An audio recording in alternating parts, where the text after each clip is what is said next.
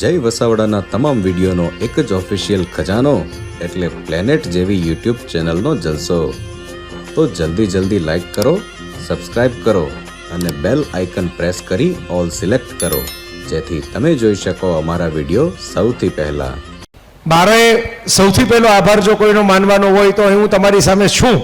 એ આ અશ્વિનભાઈ છે, એની તપસ્યાને કારણે, એની ભગીરથ પ્રયત્ન ગણો, એની ભાવ ગણો, જે તમારે શબ્દ વાપરવો હોય. મેં તો એમને પહેલાં ના પાડી કે હું તો છું નહીં. હું જવાનો હતો ગુજરાતી સમાજના સ્નેહ મિલનના કાર્યક્રમોમાં ફ્રાન્સ અને ફિનલેન્ડ. પછી અમારા મિત્ર છે ત્યાં એક મોઇન ખાન પઠાણ, એની સાથે ફરવાનો હતો. બધી તારીખો બુક, પ્લેન બુક, મેં એમને ટિકિટે મોકલી. એરલાઇનમાં મને કહે કે સાહેબ વાત કરો. એટલે મેં એમને કીધું કે મોંઘું પડે, આ વેકેશનનો ટાઈમ છે, તહેવારોનો ટાઈમ છે. અત્યારે એરલાઇનવાળાના ભાવ જે હોય એનાથી 1.5 ગણા વધી ગયા હોય. જે લોકો મુસાફરી કરતા હોય એને ખબર હશે. એટલે મેં કીધું આટલું મોંઘું આપણને પોસાય નહીં, તમને મને કાંઈ ન મળે એરલાઇનવાળાઓને આપણે ટિકિટ ચેન્જ કરાવીએ તો. એટલે એવું કામ ન કરાય. તો મને એમણે રાતના મેસેજ કર્યો કે સાહેબ તમે બાકીનું બધું ભૂલી જાઓ, મેં પોસ્ટરે બનાવી નાખ્યું, પોસ્ટર જ મોકલી દીધું બનાવીને. તમે આવો છો પછી જે ખર્ચ થાય ભલે થતો એ હું ભોગવી લઈશ.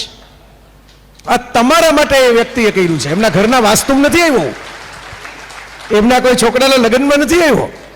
મારા સમાજમાં મેં બધાને ભેગા કર્યા છે. મારા આખા આદિવાસી વિસ્તારના ભાઈઓ યુવાનો ભેગા થયા છે અને મારે એને સરસ જ્ઞાન આપવું છે. અને એ જ્ઞાન આપવા માટે ખર્ચો થાય તો ભલે થતો, એ ભાવનાથી એમણે આ કામ કર્યું છે.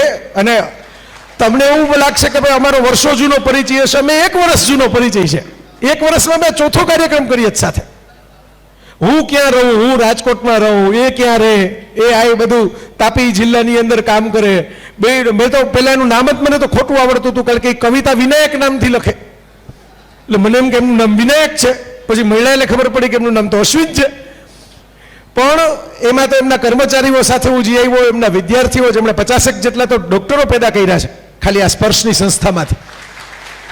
એ સ્પર્શની મુલાકાત હું વ્યારા જઈને લઈ આવ્યો, બધી જગ્યાએ. હવે સુરતમાં પણ એક યુનિવર્સિટીના કાર્યક્રમમાં એમણે મને બોલાવ્યો. તો આ એમનો ભાવ, એમની લાગણી. અને આ છે ને આવા વ્યક્તિઓ જે સમાજ પાસે હોય, આવા વ્યક્તિઓ જે ગામ પાસે હોય, આવા વ્યક્તિઓ જે પાયામાં બેઠા હોય, ત્યારે હંમેશા કોઈ પણ વસ્તુ વિસ્તરે કે જે મારા માટે, હું મારા અંગત સ્વાર્થ માટે નહીં, મારા ઘરે બોલાવીને ફોટા પાડવા માટે નહીં, મારે કોઈ કામ કરવું છે, મારે કોઈ બિઝનેસ કરજો. આપણે બેઠા છીએ બિઝનેસની વાત કરવા, પણ આ વાત બિઝનેસથી થતી નથી. આ વાત લાગણીથી થાય છે, ઇમોશન્સથી થાય છે. એટલે ખાસ હું એમનો વ્યક્તિગત આભાર માની લઉં. કારણ કે હું એમની જગ્યાએ મને વિચાર આવે કે આટલો મોટો ખર્ચો કરીને ટિકિટ ચેન્જ કરવી એક પ્રોગ્રામ માટે, એના કરતાં ભવિષ્યમાં બીજો પ્રોગ્રામ કરી નાખો.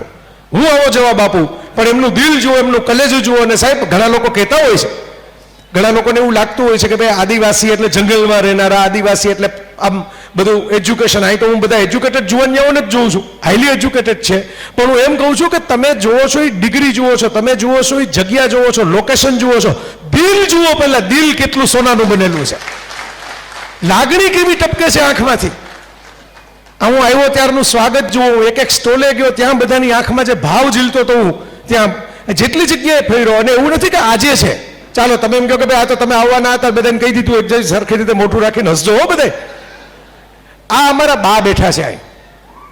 આખા ગુજરાતની અંદર મને ગમતા કેટલાક નામ હોય ને, કોઈક મને ઊંઘમાંથી ઉઠાડીને પૂછે ગુજરાતમાંથી કોઈક 10 નામ બોલો તમને બહુ ગમે, 5 નામ બોલો તમને બહુ ગમે, તો હું પહેલું નામ મોરારી બાપુનું લઉં અને પછી આ નિરંજનાબાનું નામ લઉં.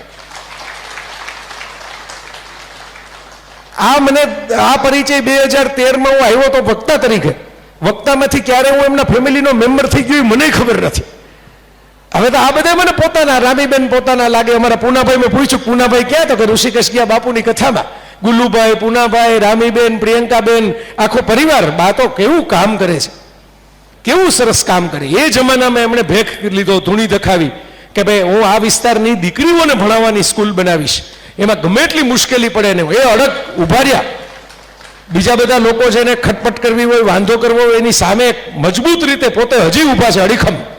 87 છે ને બા હમણાં છેલ્લા, બરોબર. અમે પાછા આમ જન્મના તારીખની રીતે આમ બહુ દૂર નથી, ખાલી ઉંમરમાં જ આગળ પાછું છે. 87 વર્ષ હજી એમને ધૂણી દખાવીને. રામીબેન જાય બેઠા છે ને ડોક્ટર છે. ઉપલેટા ગયા હતા, ઉપલેટા અમારે સૌરાષ્ટ્રમાં આવ્યું ડોક્ટર તરીકે. એમની બદલી થઈ હતી, સરકારી પેલામાં બદલી થાય. એ ડોક્ટર હતા. એના પછી હું ઉપલેટામાં બોલવા ગયો અને મેં વાતમાં ત્યાં મેડિકલ કેમ્પ હતો એટલે મેં ઉલ્લેખ કર્યો, કારણ કે હું બોલવા ગયો એમાં જ મેડિકલ કેમ્પ હતો. ઉકાભાઈ સોલંકી કરીને એક અમારા સ્વજન ગુજરી ગયા અમેરિકામાં, એની સહાયથી દર વર્ષે ઉપલેટામાં મેડિકલ કેમ્પ થાય. એમાં હું રામીબેનનું બોલ્યો, બધા કે બહુ સારા ડોક્ટર હતા, આ કોવિડ વખતે હતા, હજી પાછા લઈ આવો. મેં કીધું રામીબેનને વતનમાં જવું હોય ને પછી તમે પાછા લઈ આવો. આવા દીકરી ઘડ્યા છે, આ બાએ ઘડ્યા છે, એમની પાસે વિદ્યાર્થીની તરીકે આવ્યા હતા રામીબેન. અને આવું કહેવાય નહીં, અંગત વાત છે કોઈની, પણ મારે કેવું છે કે આ બા કોણ છે એટલા માટે હું તમને કહું છું કે ફીમાં 3 સાવરણી લીધી હતી બાએ. બા તો ફી લેતા જ નહોતા, પણ એમ કીધું કે એમના પેરેન્ટ્સે, એમના માતા પિતાએ, એમના વાલીએ કે ભાઈ અમે તમારે સાવરણી છે, સાવરણી લઈને આ દીકરીને ડોક્ટર બનાવીની બાજુમાં જ બેઠા જો બાની. આવા દીવડાઓથી પ્રકાશમાન છે. એટલે મને તો હું જેટલી વાર ડાંગમાં આવ્યો છું, અમને બાના દીકરી પ્રજ્ઞાબેન જે ડોક્ટર છે, અમેરિકામાં ભણેલા છે, અમેરિકામાં એમનું ઘર છે ને બધું મૂકીને મેડિકલ પ્રેક્ટિસના પૈસા લીધા વગર પાછા આવી ગયા છે. અહીં પણ સાહેબ હું મળ્યો ડોક્ટર જ છે, તો આપ પણ ડોક્ટર છો, તો સરસ. મેં જોયું ને એજ્યુકેશનનું તેજ હોય છે, શિક્ષણનું પોતાનું તેજ હોય છે. એટલે એ તેજસ્વી બધા મિત્રો અહીં આપણે તમારા બધાની વચ્ચે છે. અને હું પ્રજ્ઞાબેનની ભેગો ફરવા જાઉં, હમણાં ડાંગમાં બાપુની કથા હતી વિસ્તારમાં, તો હું ગયો તો મને બધા અલગ અલગ જગ્યાએ લઈ ગયા. લોકો આપણને કેટલા ભાવથી મળે, પગે લાગે, વાલ કરે, બરોબર. મોટા મોટા વડીલો આપણને આમ ઝૂકી ઝૂકીને પ્રણામ કરે, આપણને શરમ આવે. પણ મને પ્રજ્ઞાબેન કે એ તો બધી લાગણી છે ભાઈ. તો લોકો એમ કહે છે કે ભાઈ જંગલની અંદર તો વરસાદ પડે ને એને કારણે લીલોતરી થાય. હું એમ કહું છું કે આ વિસ્તારની અંદર વરસાદ પડે એ પાણીની લીલોતરી, પણ તમારી જે હરિયાળી છે ને એ લાગણીની હરિયાળી છે. મેં અનુભવ કરેલો છે. હું બિપિનભાઈ નવસારીમાં માધુભાઈ કરીને એક છે, શિક્ષણ સમિતિના ચેરમેન હતા, એમની સાથે મેં 5 વર્ષ શિક્ષકોની તાલીમ શિબિર કરાવી ગુરુક્રાંતિ નામથી. તો અમે કેટલા બધા આદિવાસી વિસ્તારના શિક્ષકો આવતા, એવા સરસ પ્રશ્નો પૂછે ને એવા ભાવથી બધું સાંભળે. 700 800 સરકારી શિક્ષકો, કદાચ કોઈ એમાંથી બેઠું હોય, બેઠજો, હાથ ઊંચા થયા, બરાબર. હવે સરસ કામ કરતા. મેં એવું કામ આખા ગુજરાતમાં બીજે ક્યાંય નથી કર્યું જે ત્યાં કર્યું. તો આ મારું પ્રવચન નથી, ચિંતા ન કરતા. તમને એમ થાય કે આવી બધી વાતો કરવા ભાઈ આવ્યા છે, પણ મારી લાગણી છે. મને કોકની એમ થાય ને કે ભાઈ મને આજે મોકો મળ્યો તો હું અહીંયા જરાક ઋણ ચૂકું. જેટલી વાર હું ફર્યો છું આ વિસ્તારની અંદર, કેટલા વર્ષો પહેલા ગૌતમ પરમાર નામના એસપી આવ્યા હતા અહીં આ વિસ્તારમાં, અને એમણે મને એમ કીધું હતું કે ભાઈ લોકોને એમ લાગે છે કે ભાઈ આ સાઈડમાં જતા રહ્યા, પણ સાઈડમાં નહીં, આ જ જીવ તમારે આયુષ્યના 10 વર્ષ વધી જાય એવો વિસ્તાર છે, તમે જોવા આવો. અને હું ને અમારા 3 મિત્રો, ત્યારે તો બાને ઓળખતોય નહોતો, હવે ખાસ ગાડી ભાડે લીધી. ત્યારે મારી પાસે પોતાની ગાડી એ નહોતી, તો ગાડી ભાડે લીધી. ગાડી ભાડે લીધીને જોવા આવ્યા કે પરમાર સાહેબ પહેલા ગોંડલ આવ્યા હતા, એમનું પહેલું પોસ્ટિંગ, અને વાંચનના શોખીન એટલે મને ઓળખે. બાકી કોકને એમ થાય કે ભાઈ તમને શું કામ બોલાવ્યા વળી ત્યાંથી. તો હું ગોંડલથી અમે 3 મિત્રો ખાસ આવ્યા હતા, મેં હજી ફોટા સાચવીને રાખ્યા છે. એવી મજા આવી હતી મને બધે ફરવાની, અને એવા સરસ અનુભવો થયા હતા લાગણીના. તમને એક વ્યક્તિગત વાત કરું, જેને આ બા સાક્ષી છે, કે આવા જ આદિવાસીઓનો જે તમે સરસ મજાનો મેળો ભર્યો છે, સ્ટોલ બનાવ્યા છે, અલગ અલગ વસ્તુઓ, કોઈ હેન્ડીક્રાફ્ટની વસ્તુ વેચે છે, ક્યાંક વારલી પેઇન્ટિંગ વાળી સાડી વેચાય છે, ક્યાંક તો પેઇન્ટિંગ જ વેચાય છે. એમાં સરસ સરસ ફૂડના સ્ટોલ છે. મેં ઓલા અડદના ઢેબરા ચાખ્યા, મેં નાગલીનો મોહનથાળ ચાખ્યો, પછી ઓલું કેવું પનેલા, સાચું ને, ખોટું નથી બોલતો ને, પનેલા, કારણ કે તાજું શીખો કારણ પનેલા કહેવાય, તાજું જ્ઞાન છે. તો પનેલા ચાખ્યું, પનેલા તો મજા આવી ગઈ. પનેલા તો પેક કરીને ખાવા જેવી વસ્તુ છે. આ હેલ્થ ફૂડ છે, પાંદડું હેલ્થ ફૂડ, અંદર જે બધું છે એ હેલ્થ ફૂડ. તો એવું સરસ મજાની વાનગીઓ મેં ચાખી. કેટલા બધા સરસ સરસ સ્ટોલ. અમારા ચિરાગભાઈ બહુ અદ્ભુત વાત કરી મને રસ્તામાં. મને કે સાહેબ તમે જોશો એ 220 જેટલા સ્ટોલ છે. 220 સ્ટોલ નથી, 220 આઈડિયા છે તમારે જીવનમાં શું કરવું એના. 220 આઈડિયાઝ, 220 વિચાર છે. હું સ્કૂલ કોલેજના વિદ્યાર્થીઓ પાસે જાઉં ને, આપણે સરકારમાં એક કાયદો છે આરટીઆઈ. આરટીઆઈ એટલે કોઈની વિગત તમારે જાણવી હોય તો આરટીઆઈમાં અરજી કરો એટલે વિગત મળે, કે આમાં મંજૂર બજેટ કેટલું થયું હતું, કે આમાં કેટલા એકરનું આ જમીન છે, કે જે વિગત જોતી હોય એ મળે. રાઇટ ટુ ઇન્ફોર્મેશન એક્ટ, બરાબર. તો હું એમ કહું છું કે આપણે બધાએ આરટીઆઈ કરીએ ને તો બિઝનેસમેન થઈએ. આર ફોર રીડિંગ, પહેલા જાણવું પડે, વાંચવું પડે, જ્ઞાન ભેગું કરવું પડે. સીધું થસી ન જવાય. મને કહો તમે ગાડીની ચાવી આપો ને એમ કહો કે ભાઈ આ ગાડી ચલાવો, તો મારે પહેલા શીખવું પડે કે ક્લચ ક્યાં છે, ગિયર ક્યાં છે, કેવી રીતે ફરે છે. દરેક ગાડીના મિકેનિઝમ અલગ અલગ હોય. દરેક ગાડીની સિસ્ટમ અલગ અલગ હોય. પેલા રીડિંગ એટલે જાણો, રિસર્ચ કરો, સમજો. T for thinking. હવે જાણી લીધું પછી તમારો પોતાનો વિચાર કરો. ગાડી જાણી લેવાથી કઈ હું પહોંચી નથી જતો. હું ગાડીમાં બેસો ને મને ગાડી આવડી ગઈ, ચાલો મેં સિસ્ટમ જાણી લીધી, કેમ ચાલુ થાય છે, કેમ બંધ થાય છે, પણ મને ક્યાં જવું એ તો ખબર જ નથી. કઈ બાજુ જવું તો ગાડીમાં એમને બેઠો રહીશ, સવારથી સાંજ લગી બેઠો રહીશ, પહોંચીશ ક્યાંય નહીં, કોઈ જગ્યાએ નહીં પહોંચું. તો T for thinking, R for reading એટલે રિસર્ચ, ટી ફોર થિંકિંગ એટલે ડાયરેક્શન, દિશા નક્કી કરો, અને આઈ ફોર ઇનોવેશન, પછી તમારું પોતાની પ્રોડક્ટ ઊભી કરો, તમારી પોતાની બ્રાન્ડ ઊભી કરો, તમારું પોતાનું નામ. અહીં હું એક સ્ટોલ ઉપર ગયો તો મને કીધું કે ભાઈ અમારા યુવાન છે અને એમણે સૌથી મોટી સ્પોન્સરશિપ આપી છે કંઈક 2.5 લાખ રૂપિયાની. હા, હિતેશભાઈ પાછળ જ છે જ ને નામ, બરાબર. તો આવા આપણે જ પેદા કરી શકીએ, ઇનોવેશન કરીને આપણે જ ઊભું કરી શકીએ. મને તો એટલી બધી વસ્તુઓ, બધી કોઈકથી પેઇન્ટિંગ આપ્યું ને ક્યાંકથી આ આપ્યું ને, આ જ જુઓ ને ટોપલી ને આ. હું કાર્યક્રમોમાં બહુ જાઉં છું, પણ આવું સરસ મજાની ભેટ છે ને બહુ ઓછી કાર્યક્રમોમાં આવે છે. આ વિસ્તારમાં મળે, આદિવાસી મિત્રોની ભેટ છે. સરસ મજાની ખાવા પીવાની વસ્તુઓ, સરસ મજાનું દિવાલ ઉપર રાખી શકાય એવું પેલું આખું લાકડાનું સરસ પેઇન્ટિંગ. એમને પેલું શિલ્ડ નહીં કે જે 100 પડ્યા હોય ભેગું 101 બાજુ મૂકી દો. તમે આવે તો કોઈ પૂછે કે આ ક્યાંથી લીધું, કેમ આવ્યું, અને કોઈક આવું પૂછે તો એનો જવાબ દઈશ કે આ ખરીદીને લીધું નથી, આ ભાવ ને પ્રેમથી મને મળેલું છે. હવે મને સમજાણું કે અશ્વિનભાઈ કેમ એમ કહેતા હતા. મેં કીધું નાની ગાડી ચાલશે, ખોટો ખર્ચો ન કરવો હોય તો મને કહી આપણે ઇનોવા તમારા માટે કરાવી છે રાજકોટ મોકલવા માટે. આ બધું આટલું ભરવાનું હોય તો ઇનોવા જ કરવી પડે ને. હવે તો ગાડી સમાય નહીં એટલું તો મને બધી ભેટ આપી દીધી આટલી વારમાં, આટલી મુલાકાતમાં. અમુક સરનામા તો મેં કીધું છે કે મને આપજો, એટલે હું પાછો મુલાકાત લેવા માટે જાય છે નહીં. મને મજા આવી અમુક સ્ટોલમાં, સમય હતો નહીં, તમારા બધા વચ્ચે આવવાનું હતું. તો આ વાત જે છે એ બહુ મને અંગત રીતે ગમી ગઈ, એવી સરસ મજાની વાત છે. એટલે હું આ લાગણી પ્રગટ કરું છું, એટલે આ હરખ પ્રગટ કરું છું. એવું નથી કે બોલાવ્યું એટલે મારે વખાણ કરવા પડે, એવું આયોજનના વખાણ કરવું. પણ એવું આયોજનના વખાણની સાથે મેં કીધું એમ તમે બધાએ જે પ્રેમ વરસાવો છો ને, પ્રેમના વખાણ કરું છું. આ ટી શર્ટ જે પહેર્યું છે ને હવે, આ કેટલા વખત પહેલા હું પહેરું ગયો હતો, લગભગ 1 વર્ષથી ઉપર સમય થઈ ગયો, ગઈ દિવાળીની પહેલા. અને મને યાદ છે અંકિતભાઈ બેઠા છે ત્યાંથી સીધો 2 ઓક્ટોબરે હું આવ્યો હતો. લાઇબ્રેરી અમે એક બનાવી હતી અંકિતભાઈના ગામની અંદર. ક્યાંક અંકિતભાઈ આ બેઠા જો, અંકિતભાઈ સરપંચ છે. તો અમે પ્રજ્ઞાબેન મને લઈ ગયા હતા તો હરિપુરા સુભાષબાબુનું પેલું સ્મારક દેખાડવા માટે, ત્યાંથી અમે આગળ ફરતા હતા. હું બહુ ફર્યો છું આ બધા વિસ્તારમાં, બહુ બધું ખાધું. હમણાં જો અમે ચોખાના પેલા રોટલા જોયા, બરાબર, તો મેં કીધું આપણે પદમ ડુંગળીમાં ખાતા હતા. તો આ અંકિતભાઈ મને બધા વિદ્યાર્થીઓ વાંચતા હતા એ બતાવ્યું. મેં અમારા એક મનીષાબેન છે જેમના પિતાશ્રી બહુ સારા વાચક હતા અને ખૂબ પુસ્તકો બધાને દાન આપતા, પુસ્તક પરબ ચલાવતા.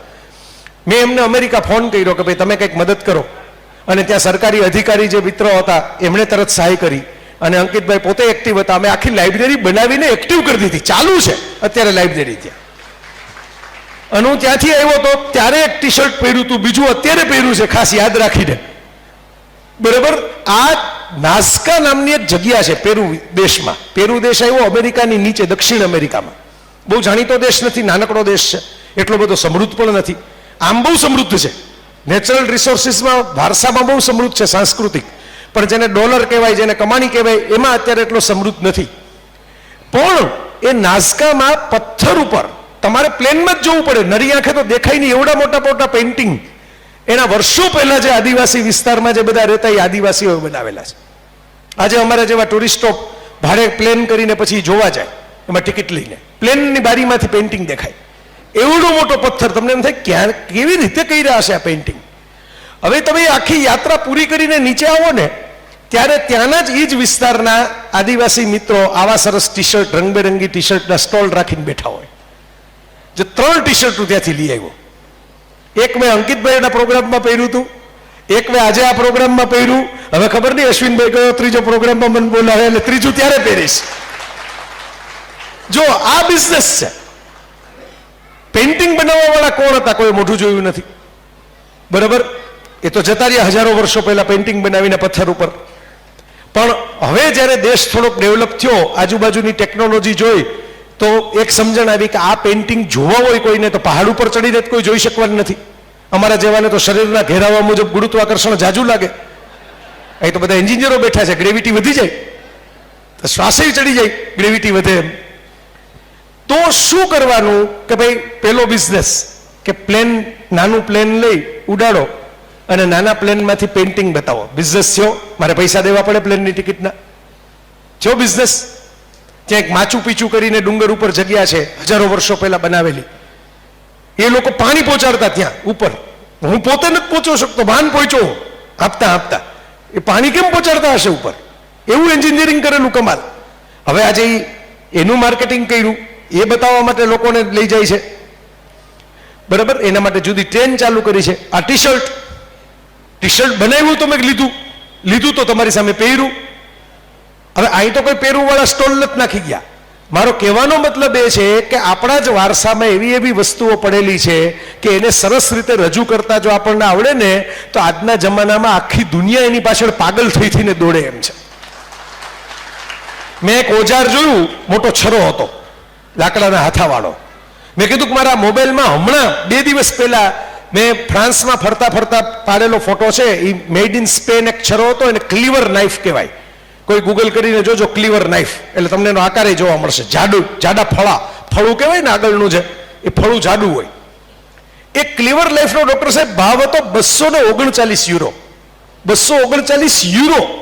1 યુરોનો ભાવ 90 થી 95 વચ્ચે ગણાય. એટલે 239 ગુણ્યા 90 95 કરી નાખો, બરાબર. હમણાં તો જરાક ટ્રમ્પ સાહેબ જીતી ગયા, ડોલર વધતો જાય છે, એટલે આ બધું આપણા રૂપિયો જરાક બિચારો સાબુની ગોટીની જેમ ઘસાતો જાય છે. 95 ગુણ્યા કરો, એ નાઇફ તો તમે અહીં બનાવો છો. વિચાર કરો કેમ ન થાય. અને તમે એવું ન માનતા કે હું વિદેશમાં જઈને આ વસ્તુઓની વાત કરું છું. આ બા બેઠા છે એ સાક્ષી છે, એટલે હું બોલ્યો. આ રામીબેન બેઠા છે એ સાક્ષી છે, બરાબર. આ દિનેશભાઈ બેઠા છે, અમારા પરિવાર જેવા કહેવાય, એ સાક્ષી છે. મારા પિતાશ્રી ગુજરી ગયા, એ જ્યારે હતા ત્યારે અમારા રાજકોટમાં એક આદિવાસી મેળો, એક ભાવનગરના બેન હતા, એમણે ભરેલો હતો. નાનો હતો, તમારા જેવડા મોટા સ્કેલનો નહોતો. એમાં કેટલાક આદિવાસી વૈદો આવ્યા હતા, બધી જડીબુટ્ટીઓ લઈને.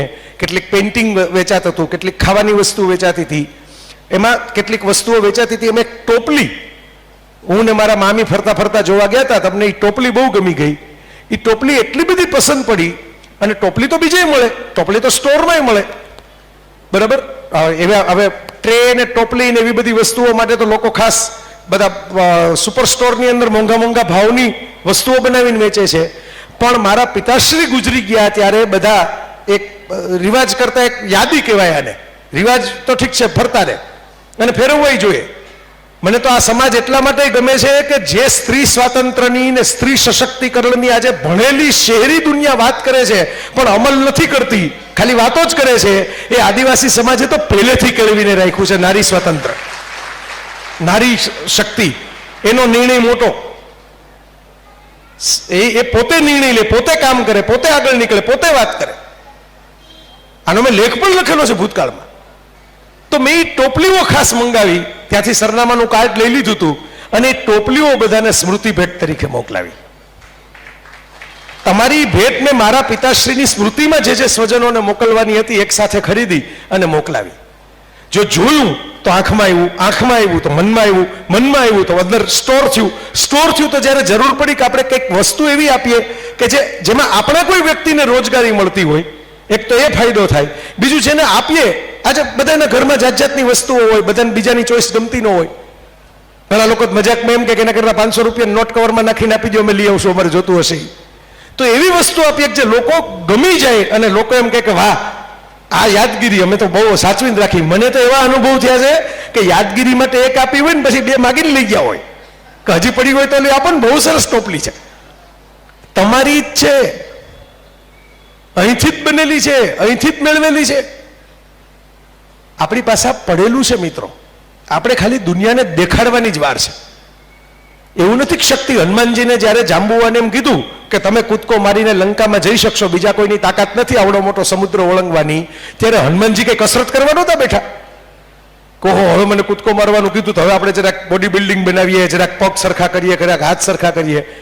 એમની અંદર તાકાત પડેલી જ હતી, ખાલી રિમાઇન્ડર આપવાનો હતો, ખાલી યાદ દેવડાવવાનું તમારી અંદર તાકાત છે. એકવાર યાદ દેવડાવી દીધું, ઠેકડો મારી દીધો. તો હું અહીં શું કરવા આવ્યો છું? હું તમને શીખવાડવા નથી આવ્યો, હું તો તમને યાદ કરાવવા આવ્યો છું કે તમારી અંદર આ બધી તાકાત પડેલી છે, તમે આ કરી શકો એમ છો, તમારાથી ન થાય એવું નથી, તમે કરી શકો એમ છો.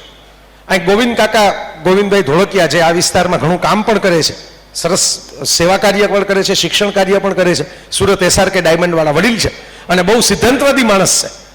એ ઘણી વાર કહેતા હોય કે હું ભાષણ કરવા એટલે જાઉં કે જુવાનિયાઓને ખબર પડે કે નીતિથી એ પૈસાવાળા થવાય, પૈસા કમાવા માટે અનીતિ કરવાની જરૂર નથી.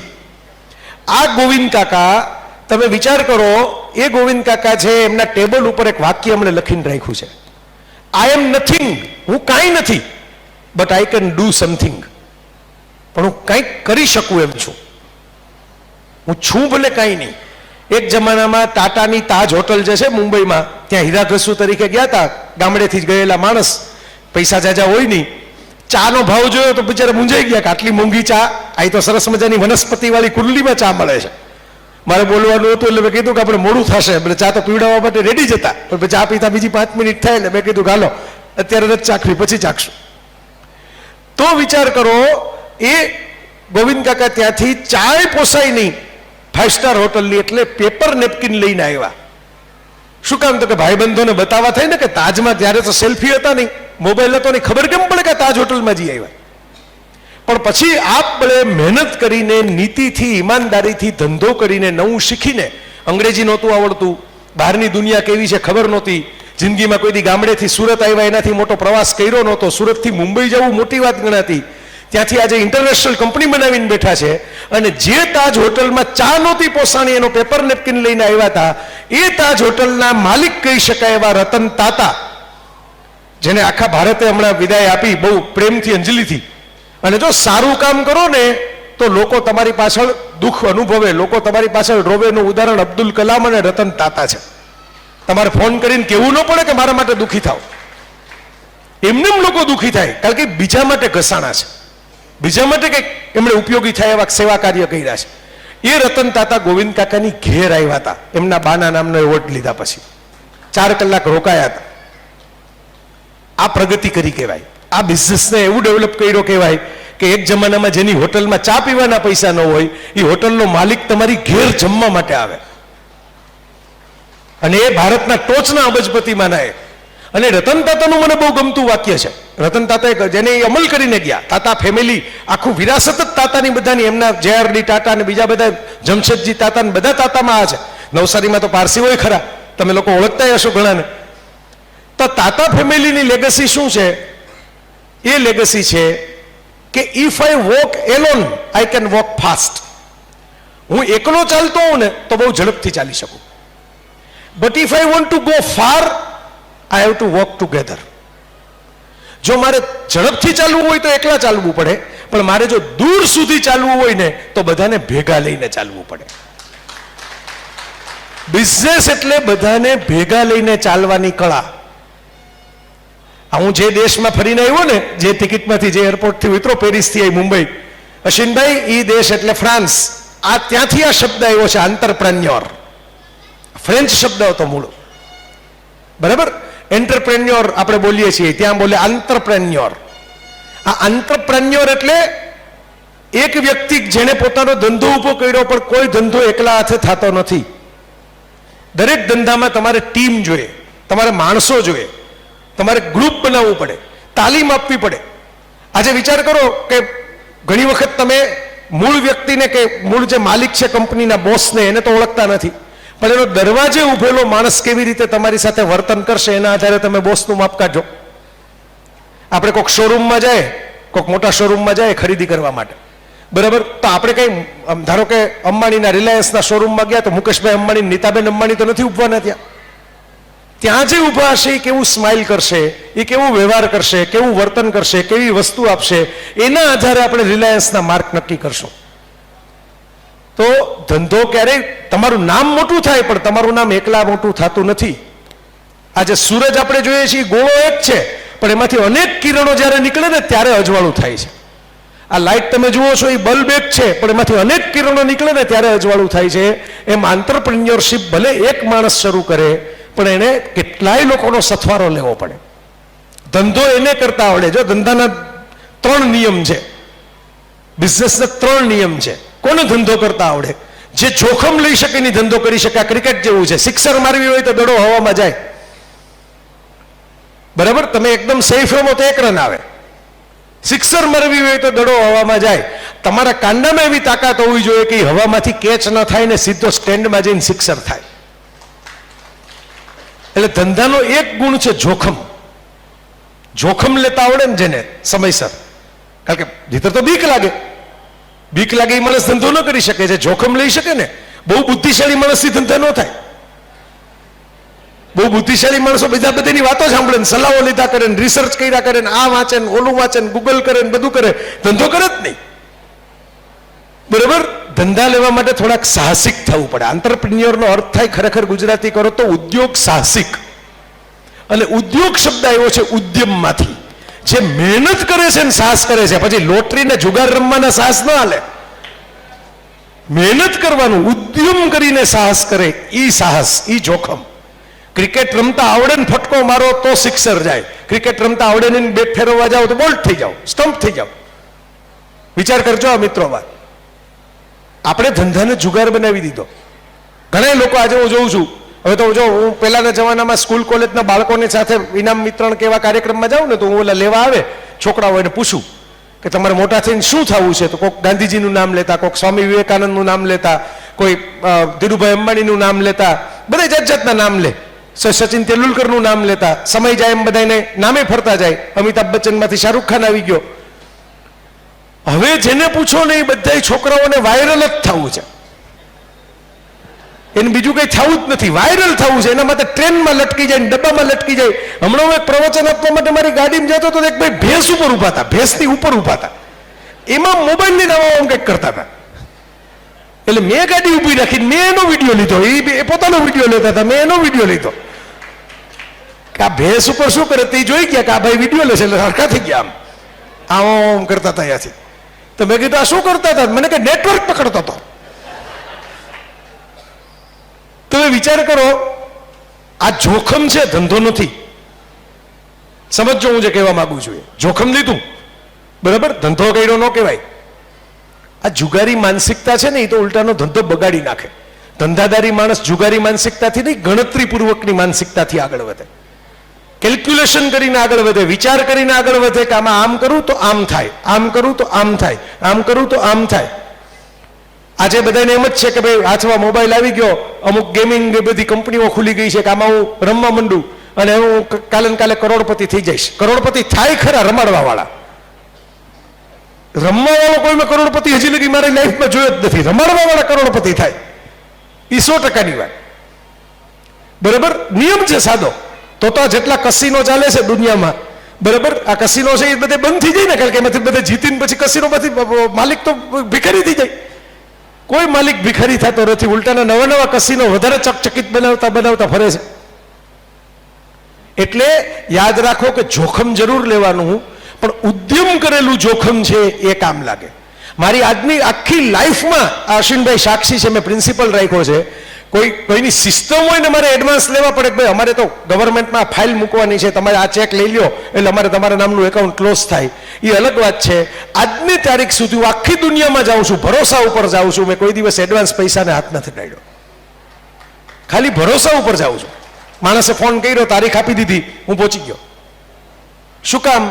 જ્યાં લગી મારા પરસેવા અહીં લગી આવે નહીં ને ત્યાં લગી લક્ષ્મી મને પચે નહીં. બહુ તો દવાઓમાં જાય, મારે કોઈ ઉપયોગમાં આવે નહીં. પેલા પરસેવો પાડવો પડે, પેલા પ્રયાસ કરવો પડે, અને પછી જે છે એ પ્રસન્નતાનું ધન તમને મળે. એટલે જુગારી માનસિકતા નહીં, જોખમ લેવાનું, રિસ્ક લેવાનું ધંધામાં, બહુ વિચાર કર્યા વગર આગળ વધવાનું, સાહસ કરવાનું. સાહસિક, સાહસનો અર્થ જુગાર નથી. પહાડ ઉપર ચડનારો સાહસિક હોય, પહાડ ઉપર ચડવાની પ્રેક્ટિસ કર્યા પછી સાહસ કરતો હોય. નીરજ ચોપડા થ્રો કરવા માટે ભાલો જતો હોય તો ભાલા ફેંકની પ્રેક્ટિસ કર્યા પછી ઓલિમ્પિકમાં ભાગ લેવા જતો હોય. તો સાહસ હંમેશા સમજદારીપૂર્વક કરવું પડે, તો ધંધાનું જોખમ કામ લાગે. સમજદારીપૂર્વકનું સાહસ ધંધાનું બીજું લક્ષણ છે. પહેલું લક્ષણ તો મેં તમને કીધું કે જોખમ લેવું એક ધંધાનું લક્ષણ છે. ધંધાનું બીજું લક્ષણ છે કે તમે જે કામ કરો એમાં તમારી છાપ હોવી જોઈએ. નહીં તો તમારે જેવું કામ બીજા કરીને ધંધો લઈ જશે.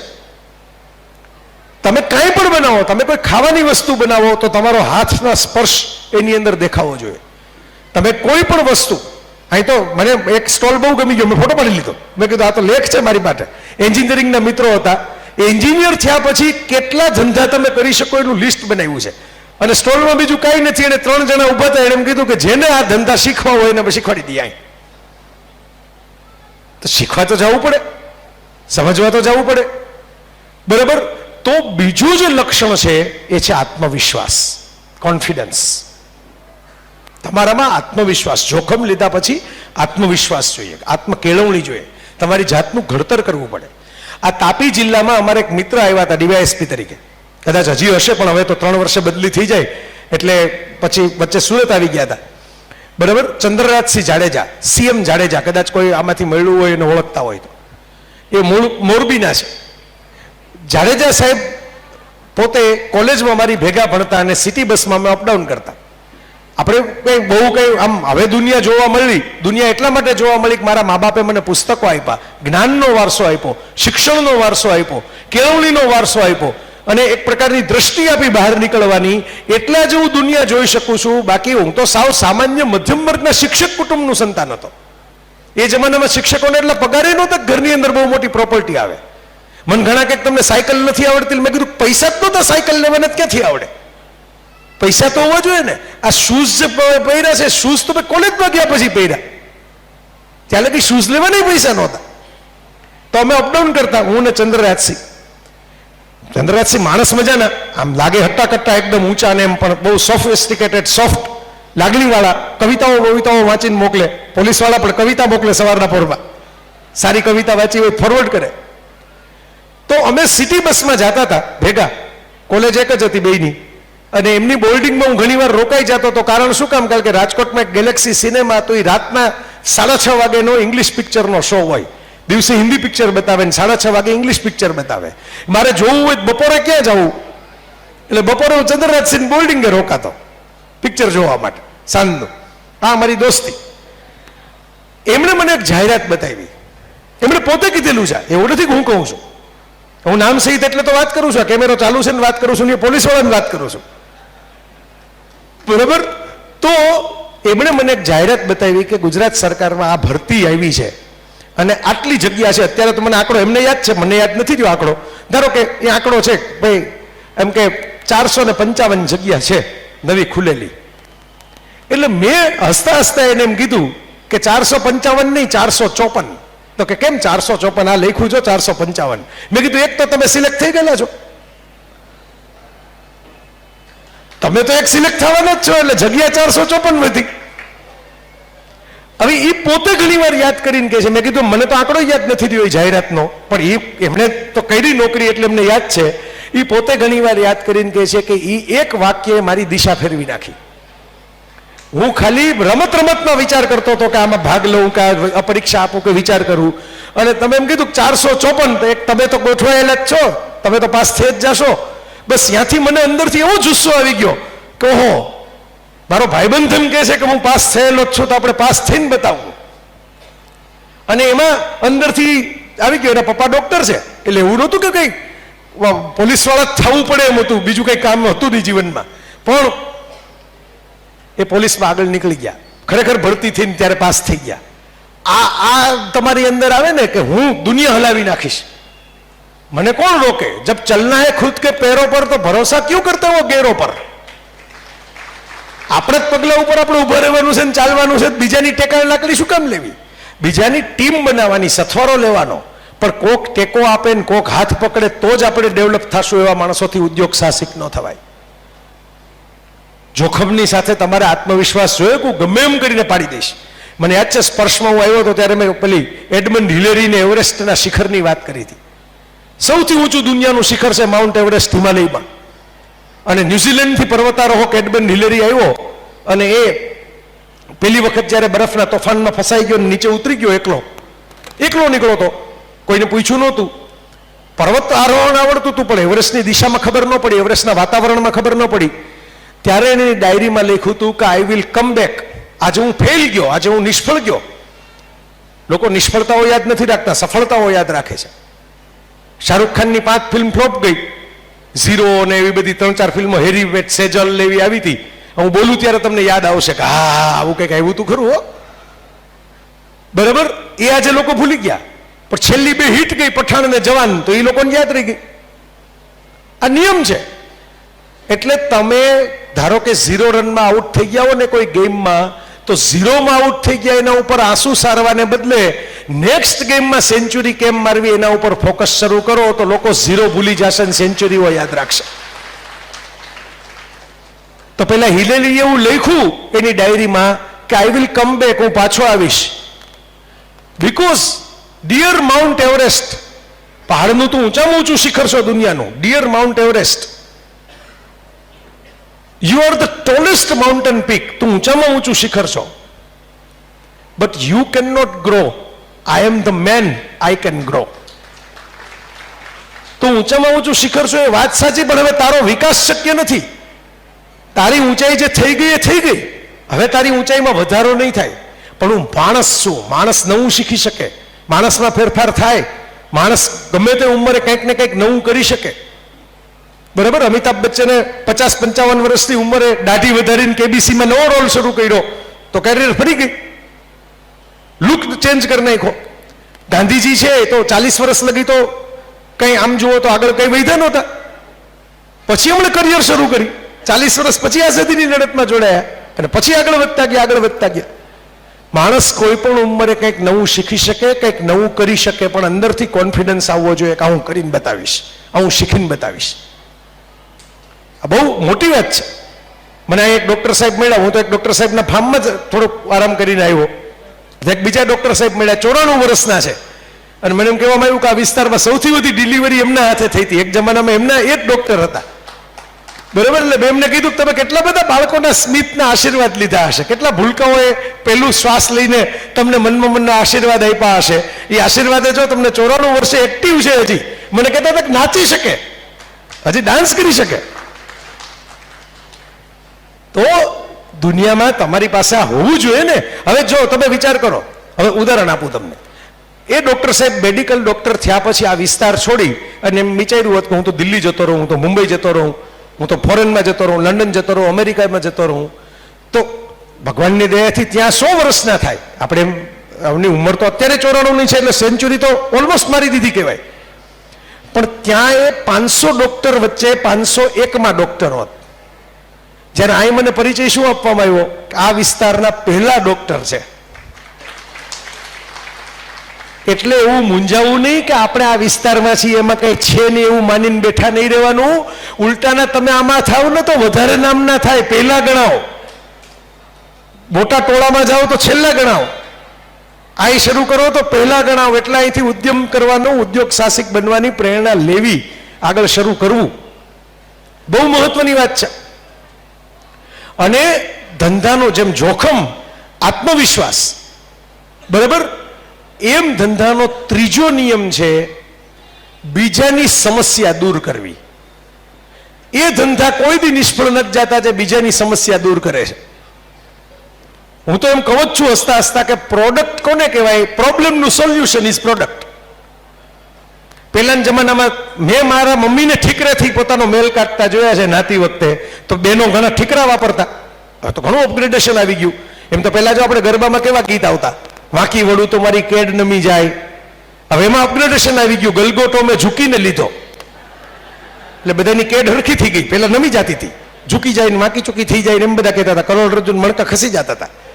હવે ગલગોટો મેં ઝૂકીને લીધો એટલે હવે નથી જમી જાતી, હવે ઝૂકીને પાછી ઊભી થઈ જાય છે, એટલે ફિટ થઈ ગયા બધા વધારે.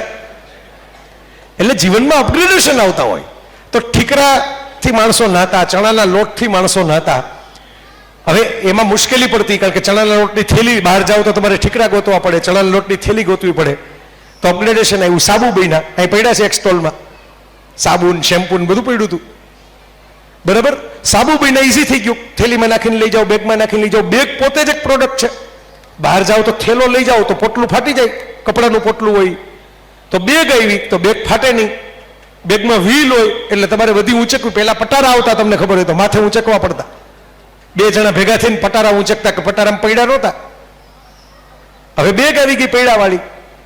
જેટલું જેટલી પ્રોડક્ટ આ દુનિયામાં છે એ કોઈને કોઈ પ્રોબ્લેમનું સોલ્યુશન છે મિત્રો. તમારે જો ધંધો કરવો હોય તો વિચારો, આ ફૂડના ધંધા છે એ શું છે?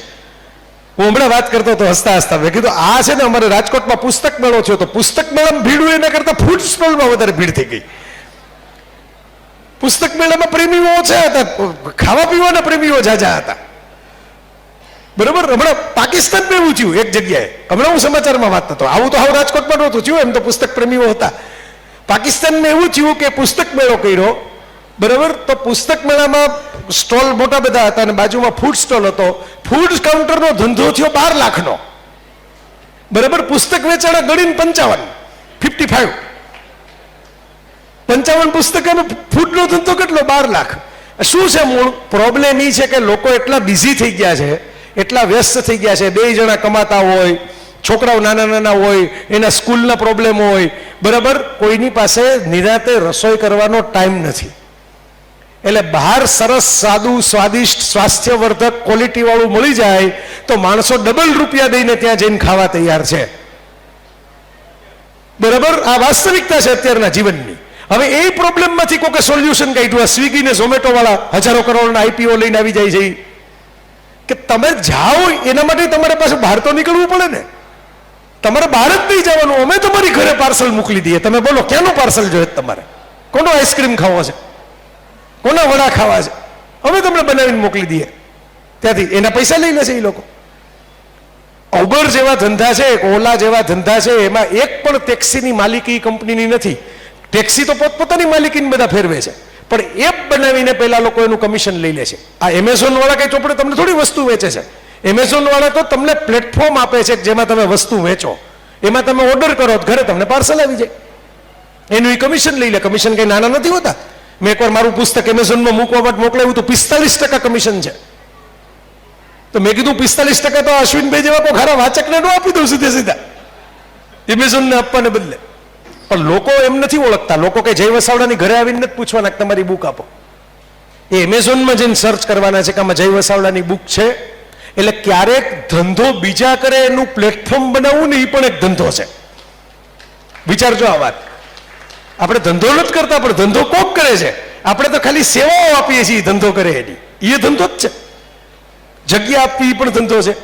જગ્યાના ભાવ તો વધવાના જ છે અને તમને ભાડું મળવાનું છે એ જગ્યાનું, એ પણ એક ધંધો છે, બરાબર. તો આ માઇન્ડસેટ શીખવા જેવો છે. ધંધાનો માઇન્ડસેટ એટલે મેં તમને 3 ગુણ કીધા ધંધાના. આ માઇન્ડસેટ જો તમે પકડી રાખો, આ માઇન્ડસેટ પ્રોબ્લેમ સોલ્યુશન.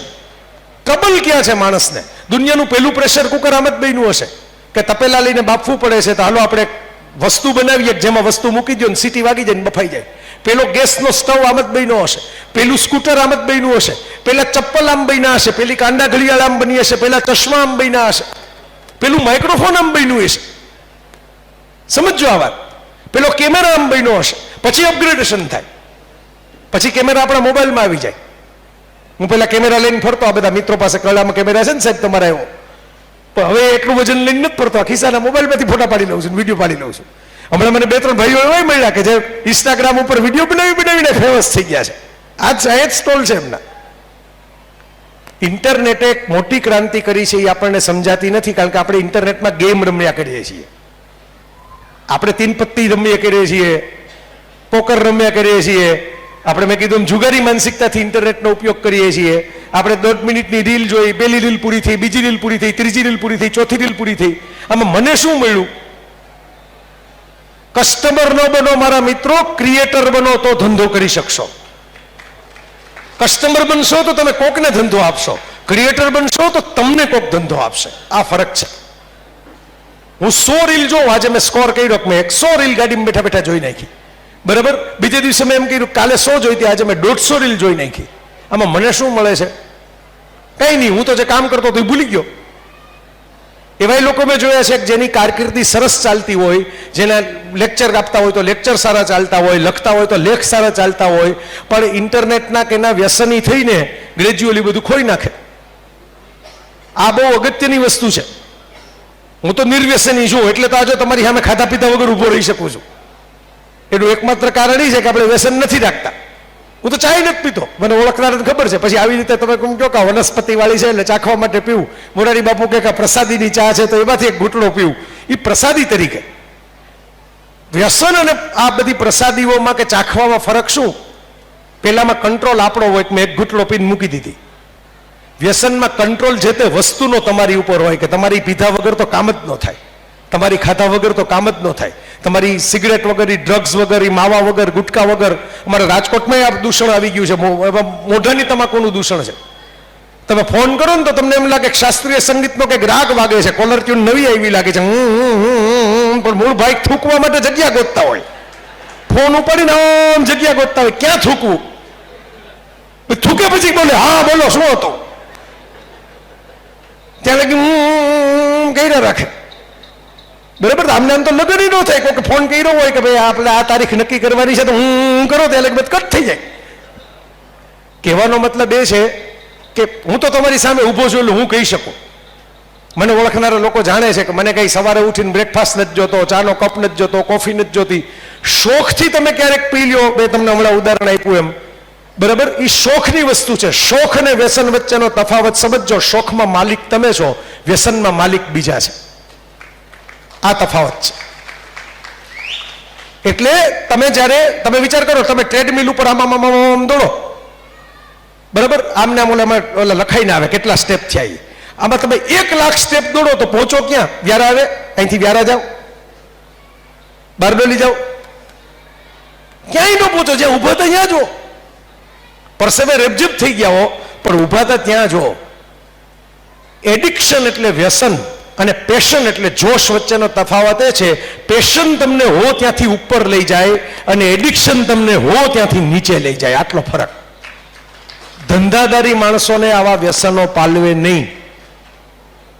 બરાબર, એ પાર્ટીઓ કરે, શોખ રાખે, એ કમાઈ લીધા પછી, કમાતી વખતે નહીં. આ યાદ રાખજો. વ્યસનનો ધંધો કરવા વાળા વ્યસન કરીને ધંધા કરવાનું નથી બેસતા. ડ્રગ વેચવા વાળા ડ્રગ એડિક્ટ પોતે થઈને બેઠા હોય તો ખબર કેમ પડે કોણ કેટલી પડીકી લઈ ગયું, કેટલા પૈસા લેવાના છે? સમજાય છે મારી વાત? કંદોય પોતે મીઠાઈ ખાવા ન બેસે, બરાબર, કંદોય બેસે. હું હમણાં ફ્રાન્સમાં, અશ્વિનભાઈ એક શેફ છે બહુ મોટા, એ વેજીટેરિયન વાનગીઓ બનાવે છે. એટલે અમારા મિત્ર સાથે હું ગયો, હું એની પોસ્ટે લખવાનો છું ફેસબુકમાં. બરાબર, બધી અમને બધાને સરસ વેજીટેરિયન વાનગીઓ ખવડાવી, અમે એના પૈસા ચૂકવી દીધા. પછી અમે છેલ્લા હતા કસ્ટમર તરીકે, હું મારા મિત્ર. એટલે છેલ્લી પોતે જમવા બેઠા બાફેલા શાકભાજી લઈને. કારણ કે રોજ જે આપણને ખવડાવે છે એ પોતે થોડા ખાય તો તબિયત પૂરી થઈ જાય. તો 68 વર્ષે શેફનું કામ જ ન કરી શકે. 68 યર્સના હતા, પોતે બાફેલા શાકભાજી ખાઈ ગયા અમારી નજર સામે બોલ ભરીને. બરાબર, અમને બધાને સરસ સરસ વાનગીઓ સજાવીને ખવડાવી. આ નિયમ છે. તમારી ડિસિપ્લિન જો તમે તોડી નાખો ને તો ધંધો ન થાય. હું વ્યસનની વાત એમને નથી કરતો. વ્યસન તમારી ડિસિપ્લિન તોડી નાખે. મને કાંટો ચડે તો હું કામ કરું.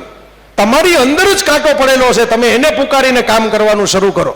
તમે જ ખુદ બેઠેલા છો તમારી અંદર જ.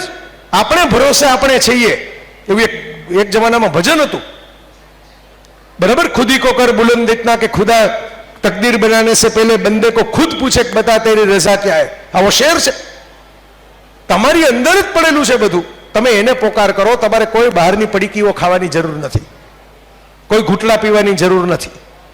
તમારે એવો નશો કરીને કરવું જ શું જે ઉતરી જાય? એવો નશો કરો, સફળતાનો નશો કરો જે કોઈ દી જિંદગીમાં ઉતરે જ નહીં. અને એ નશો કરશો ને તો એને કારણે બીજા સુખી થશે. પહેલામાં તો તમે દુઃખી થશો, બીજાને દુઃખી કરશો. કોક દી કોક રોગ થઈ જશે, 5 જણાએ તમારા ફેમિલી વાળાએ પૈસા દેવા પડશે, ઘસાવવું પડશે, હોસ્પિટલે ટિફિન લઈને આવવું પડશે. પણ તમે સફળતાનો નશો કરશો તો તમારી સફળતાને કારણે બીજા 100 લોકો સુખી થશે, 1000 લોકો સુખી થશે. એને રોજગારી મળશે, એને પૈસા મળશે. એ તમારો આભાર માનશે કે તમે છો તો અમારું ઘર ચાલે છે. તમે ધંધો એટલા માટે તો કરો જ મિત્રો કે તમારી અંદર તાકાત ને ટેલેન્ટ પડેલી છે, પણ એટલા માટે કરો કે તમારી આસપાસના વિસ્તારને જો તમારે ડેવલપ થયેલો, બેઠો થયેલો જોવો હોય. અને આ બહુ મહત્વની વાત તમને કરું છું. તમે થાક્યા હશો, ભૂખ્યા થયા હશો. હમણાં મેં ભોજનની વાતો વચ્ચે લઈ લીધી એટલે ભૂખ લાગી ગઈ હશે. પણ આ બહુ મહત્વની વાત છે બધા માટે. તમને કદાચ આ બધા મિનિસ્ટર ને બધા આવ્યા હશે, કહીને ગયા હશે ચિરાગભાઈ બધા માટે સરકારી નોકરી નથી, તમે ભલે ગોઠવાઈ ગયા. એને મને હમણાં કીધું હું મારા વાઈફ બે ગવર્મેન્ટ જોબમાં છીએ. એ આ બધા સુખી આત્માઓ જે પહેલા પહોંચી ગયા. ટ્રેનમાં ને બસમાં જે પહેલા ચડી જાય એ તો મોટી સીટ ઉપર આમ પોળા થઈને ગીત સાંભળતા હોય, પછી ચડી લટકતા લટકતા ચડતા હોય, છેલ્લે બારીમાં લટકતા હોય બાકીના, અને બીજા બાકીના તો ચડી જ ન શકે, હવે રૂમાલ એનો જાય એમને બારીમાંથી રૂમાલ નાખ્યો ગયો, બસ ઉપડી ગઈ. આપણી વસ્તીના પ્રમાણમાં આટલી નોકરીઓ નથી ને ભાઈ. ટેકનોલોજી એટલી વધતી જાય છે કે દિવસે દિવસે ટેકનોલોજી જ માણસનું કામ કરી નાખે છે, માણસને નોકરી ક્યાંથી આપે કોઈ? એટલે મારે તમારે બધા, એમાં હું આવી ગયો, તમે આવી ગયા. મેં તો નોકરી હતી ને છોડી દીધી, પેન્શન વાળી પાકી નોકરી છોડી દીધી, કોલેજની ભણાવવાની, આરામ વાળી નોકરી, વેકેશન વાળી નોકરી, રજા વાળી નોકરી, 8 કલાક કામ કરવાનું એ બેઠા બેઠા, શારીરિક શ્રમ ન હોય એવી નોકરી. ગમતું તું મને વિદ્યાર્થીઓ સાથે કામ લેવું. હું હસતા હસતા કહું છું કે મારો ક્લાસ મોટો મોટો થતો જાય છે. આપણે ભણાવવાનું બંધ નથી કર્યું, નોકરી જ છોડી છે, ભણાવવાનું શિક્ષણ નથી છોડ્યું. શું કામ? કારણ કે મિત્રો મને ત્યારેય સમજાણું હતું કે મારે જે એક જ જિંદગી મને જીવનમાં મળી છે, આમાં બીજાના રિમોટ કંટ્રોલ ઉપર ચાલવાને બદલે મારે જે કરવું છે ને હું કરીશ. મારે પુસ્તકો લખવા છે, મારે લેખ લખવા છે, મારે દુનિયા જોવી છે, મારે આવી રીતે તમારા બધાની વચ્ચે ફરવું છે, પ્રવચનો કરવા છે. એ બધું હું ક્યારે કરીશ? રિટાયર થયા પછી 70 વર્ષે તો 2 જણા ટેકો આપે ત્યારે આપણે ચડવું પડે, એવું થાય. તો મારા મિત્રો, નોકરીને બદલે ધંધાની માનસિકતા, આત્મ કેળવણીની માનસિકતા ડેવલપ કરો. બીજા ઉપર આધાર રાખવાને બદલે પોતાની જાતે બિઝનેસ કરો. તમે ખુદ માલિક થશો ને બીજાને નોકરીઓ આપશો. મને અશ્વિનભાઈ જ મેસેજમાં લખ્યું કે ધીરુભાઈ અંબાણી, નિરમાવાળા કરશનભાઈ પટેલ થેલી ઉપર પાવડર લઈને નીકળતા. જરૂરી નથી ધંધો કરો એટલે સીધો 5 સ્ટાર હોય, ધંધો કરો એટલે સીધી ગાડી બંગલા હોય. ધીરુભાઈ અંબાણી છે ને, એ તો આફ્રિકાના એડનમાં જઈને પેટ્રોલ પંપ ઉપર પેટ્રોલ પૂરવાનું કામ કરતા. મેં જ આ પ્રસંગ કેટલી વાર કીધેલો છે. બધી મોટી મોટી ગાડીઓ એ જમાનાની આવે, પેટ્રોલ પૂરવા બાદ બધી ગાડી આવે. બધા પેટ્રોલ પંપ કામ કરનારા બધા મજૂર માણસો કહેવાય. ટિફિન ખોલીને બપોરે જમવા બેસે ને તો બધા સપના જોવે કે ઓલી ગાડી હતી ને એમાં કોક દી બેસવા મળે ને તો જમવા વાટ પડી જાય. એટલે કોક એમ કે અરે આપણે મોટા થાશું ને હજી કમાશું ને તો કોક દી આવી ગાડી લેશું. મેક્સિમમ એમનું સપનું ગાડી કેવી લેશું. તમે થિંક બિગ કહેતા હતા ને, મેક્સિમમ એનું સપનું ગાડી કેવી લેશું ત્યાં જ અટકી જાય. ધીરુભાઈ ટિફિન ખોલીને જમતા જમતા એ જ કામ કરતા હતા, પેટ્રોલ બીજાની ગાડીમાં પૂરવાનું કામ, મજૂરીનું કામ. પણ ત્યારે એ સપનું શું જોતા હતા? આટલી બધી ગાડીઓ અલગ અલગ કંપનીની મોંઘી મોંઘી મોટી મોટી જોઈને ગમી જાય એવી રોજ અહીં શું કામ આવે છે? કારણ કે પેટ્રોલ વગર ગાડી ચાલતી નથી, ગમે એવી સરસ હોય. હવે ઇલેક્ટ્રોનિક કાર આવી, ત્યારે તો એ નહોતી. તો ધીરુભાઈ કે મને એવો વિચાર આવતો કે પેટ્રોલ મારું હોય તો કેટલું સારું. પેટ્રોલ જો આપણું હશે તો ગાડી હોય તો એની મેળે મેળે ઘરમાં હશે. અને એમણે પોતે વિદાય લીધી આ પૃથ્વી ઉપર. એની પહેલા એશિયાની સૌથી મોટી પેટ્રોલિયમની રિફાઇનરી જામનગરમાં ઊભી કરી, રિલાયન્સ. આજે એના જોડે આ તમને જે આ બધે જલસા લગ્નના આપણે નથી માણતા. આપણને ભલે કોઈ બોલાવે નહીં, પણ આપણને મજા તો આવે એના વિડીયો જોવાની, બરોબર? તો આ બધા નાચવા આવે ને ગાવા આવે ને આખી દુનિયામાંથી મોંઘા મોંઘા કરોડો રૂપિયા લેનારા સુપરસ્ટાર આવીને ત્યાં નાચતા હોય ને આમિર ખાન ને અમિતાભ ને શાહરૂખ ખાન તો પીરસતા હોય ને એવા જે વિડીયો જોઈએ છે એ એક સપનામાંથી ઊભા થયેલા છે કે પેટ્રોલ મારું હોય તો કેવું સારું. तो आसमान पाने का ख्वाब रखो मेरे दोस्तों. आसमान अगर नहीं भी मिला तो एक सूरज, एक चांद और कुछ सितारे तो आपकी झोली में गिरी जाएंगे. મોટું સપનું જોવો ને કદાચ આખું પૂરું નહીં થાય, બરાબર? ધીરુભાઈએ કે પેટ્રોલનો કુવો જ બનાવ્યો, રિફાઇનરી બનાવી છે, બરાબર? સમજો આ ફરક. કદાચ આખું પૂરું નહીં થાય, પણ આસમાન આખાનું સપનું જોયું હશે તો સૂરજ, ચાંદ, સિતારા થોડાક તો મુઠ્ઠી તો ભરાયેલી હશે, સાવ ખાલી હાથે નહીં નીકળો. પણ અબ્દુલ કલામ સાહેબનું વાક્ય યાદ રાખજો. આ વાક્ય પછી, सपने वो नहीं जो रात को सोते वक्त आते हैं, सपने वो होते हैं जो दिन को चैन की नींद सोने नहीं देते. આ સાચા સપના કહેવાય. બિઝનેસ કરવો હોય, આપણે વિઝન, હું ઘણી વાર કહું, આ તમે જે અત્યારે મને ખવડાવ્યા 3-4 વસ્તુઓ બધી હેલ્થ ફૂડ હતી. બધી એ ફૂડ હતી જેના માટે આ રાગી નાચણી, જે એક જમાનામાં લોકો એમ કહેતા કે આપણે તો આવું ન ખાય, અમે તો આવા ચોખા ખાય ને અમે તો આવા ઘઉં ખાય, બરાબર? આજે આખી દુનિયામાં સુપર ફૂડ્સ, કિનવા ને રાગી ને નાચણી ને આ બધાને તો મિલેટ, મોદી સાહેબ તો કહે જ છે મિલેટ, બરાબર? મોદી સાહેબ કે તો આજે આપણે બધા એમ કે ભાઈ હાલો એ તો પ્રાઇમ મિનિસ્ટર છે એમ કહે છે. કોઈ પણ ડોક્ટરને પૂછો એટલે દરેક ડોક્ટર એમ કહેશે કે ભાઈ તમારે જો શરીર સારું રાખવું હોય તો એકાદ દી ઘઉં ખાજો, એક દી ચોખા ખાજો અઠવાડિયામાં, બાકીના 5 દી મિલેટ ખાજો, જુવાર ખાજો, બાજરી ખાજો, બરાબર, કોદરી ખાજો, આવું બધું કે ગ્લાયસેમિક ઇન્ડેક્સ ને ઇન્સ્યુલિન રેઝિસ્ટન્સ ને આવા બધા શબ્દો આવી ગયા છે. કોક દી ગૂગલ તો કરજો, બરાબર, કે ખાતા પહેલા એમ નહીં જોવાનું ગળ્યું છે કે ખાટું છે કે તીખું છે, એમ જોવાનું કે ગ્લાયસેમિક ઇન્ડેક્સ કેટલો છે, અંદર જઈને ઇન્સ્યુલિનના ફુવારા કેટલા થાય છે. નહીંતર આપણું શરીર વાંકું ચૂકું થઈ જાય. એ તો કોઈને ગમતું નથી. હવે ઇન્સ્ટાગ્રામના જમાનામાં શરીર તો બધાને દેખાય સારું જ રાખવું છે, બરાબર. હવે તો કહો કે તમે નવી સાડી લઈને કોઈક બેને ફોટા મૂક્યા હોય ને પછી નીચે કોઈની લાઈક ન આવે તો સાડી બીજી વાર પહેરતા નથી. પોતાને ગમતી હોય તો નથી પહેરતા, કે આ કોઈ લાઈક જ નથી કરતું. તો હવે જે ટ્રેન્ડ આવી ગયો છે સુપર ફૂડ્સનો, એ તો તમે બચપણથી ખાઓ છો, તમારા બાપ દાદાઓ ખાતા અને ઉગાડતા.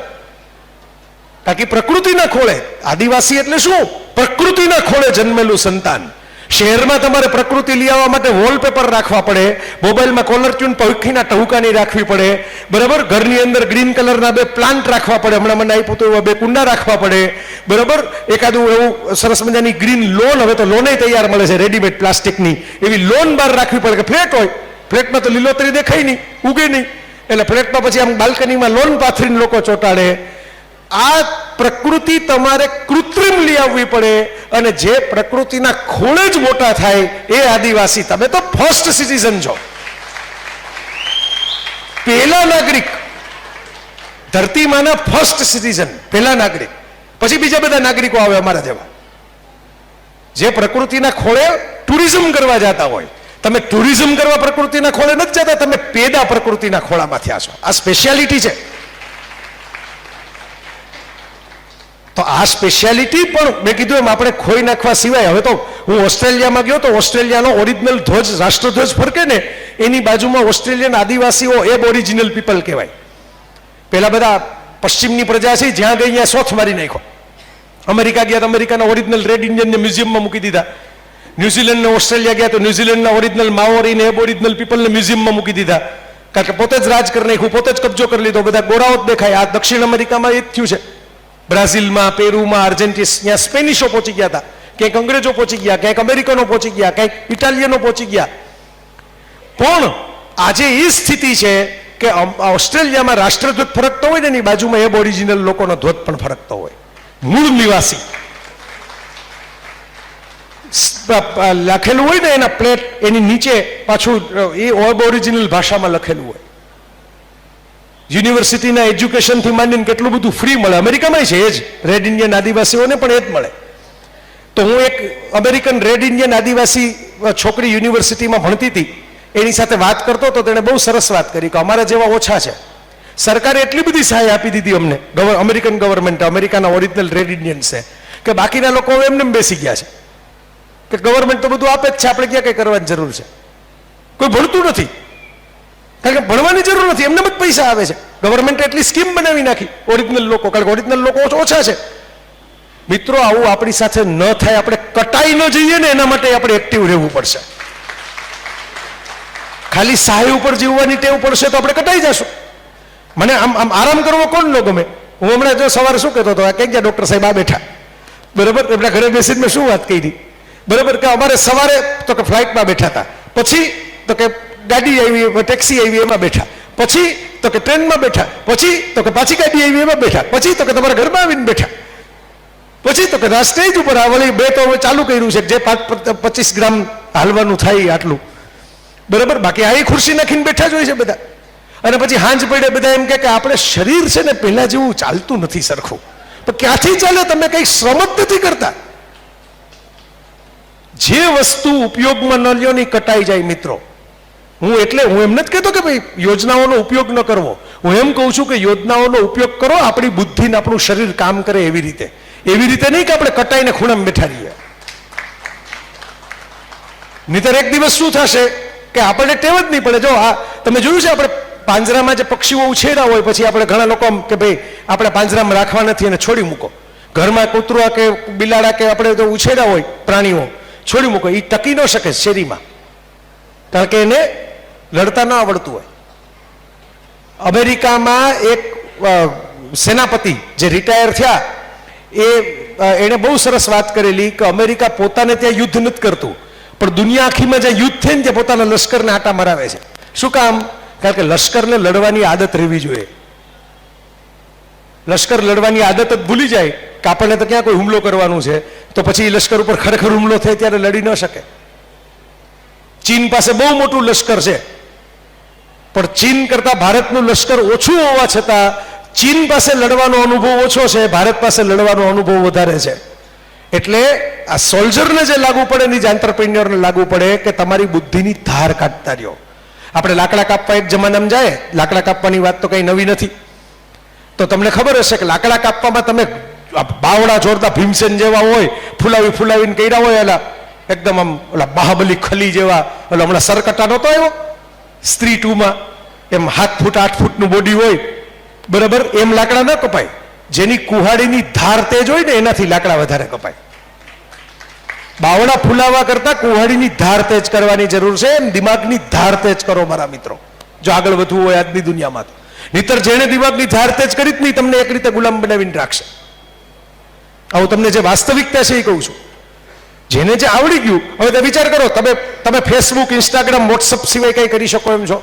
કોઈની યારે દિવાળીની શુભેચ્છા આપવી હોય તો આ 3 વસ્તુ જોઈએ કે નહીં દિવાળીની શુભેચ્છા આપવામાં?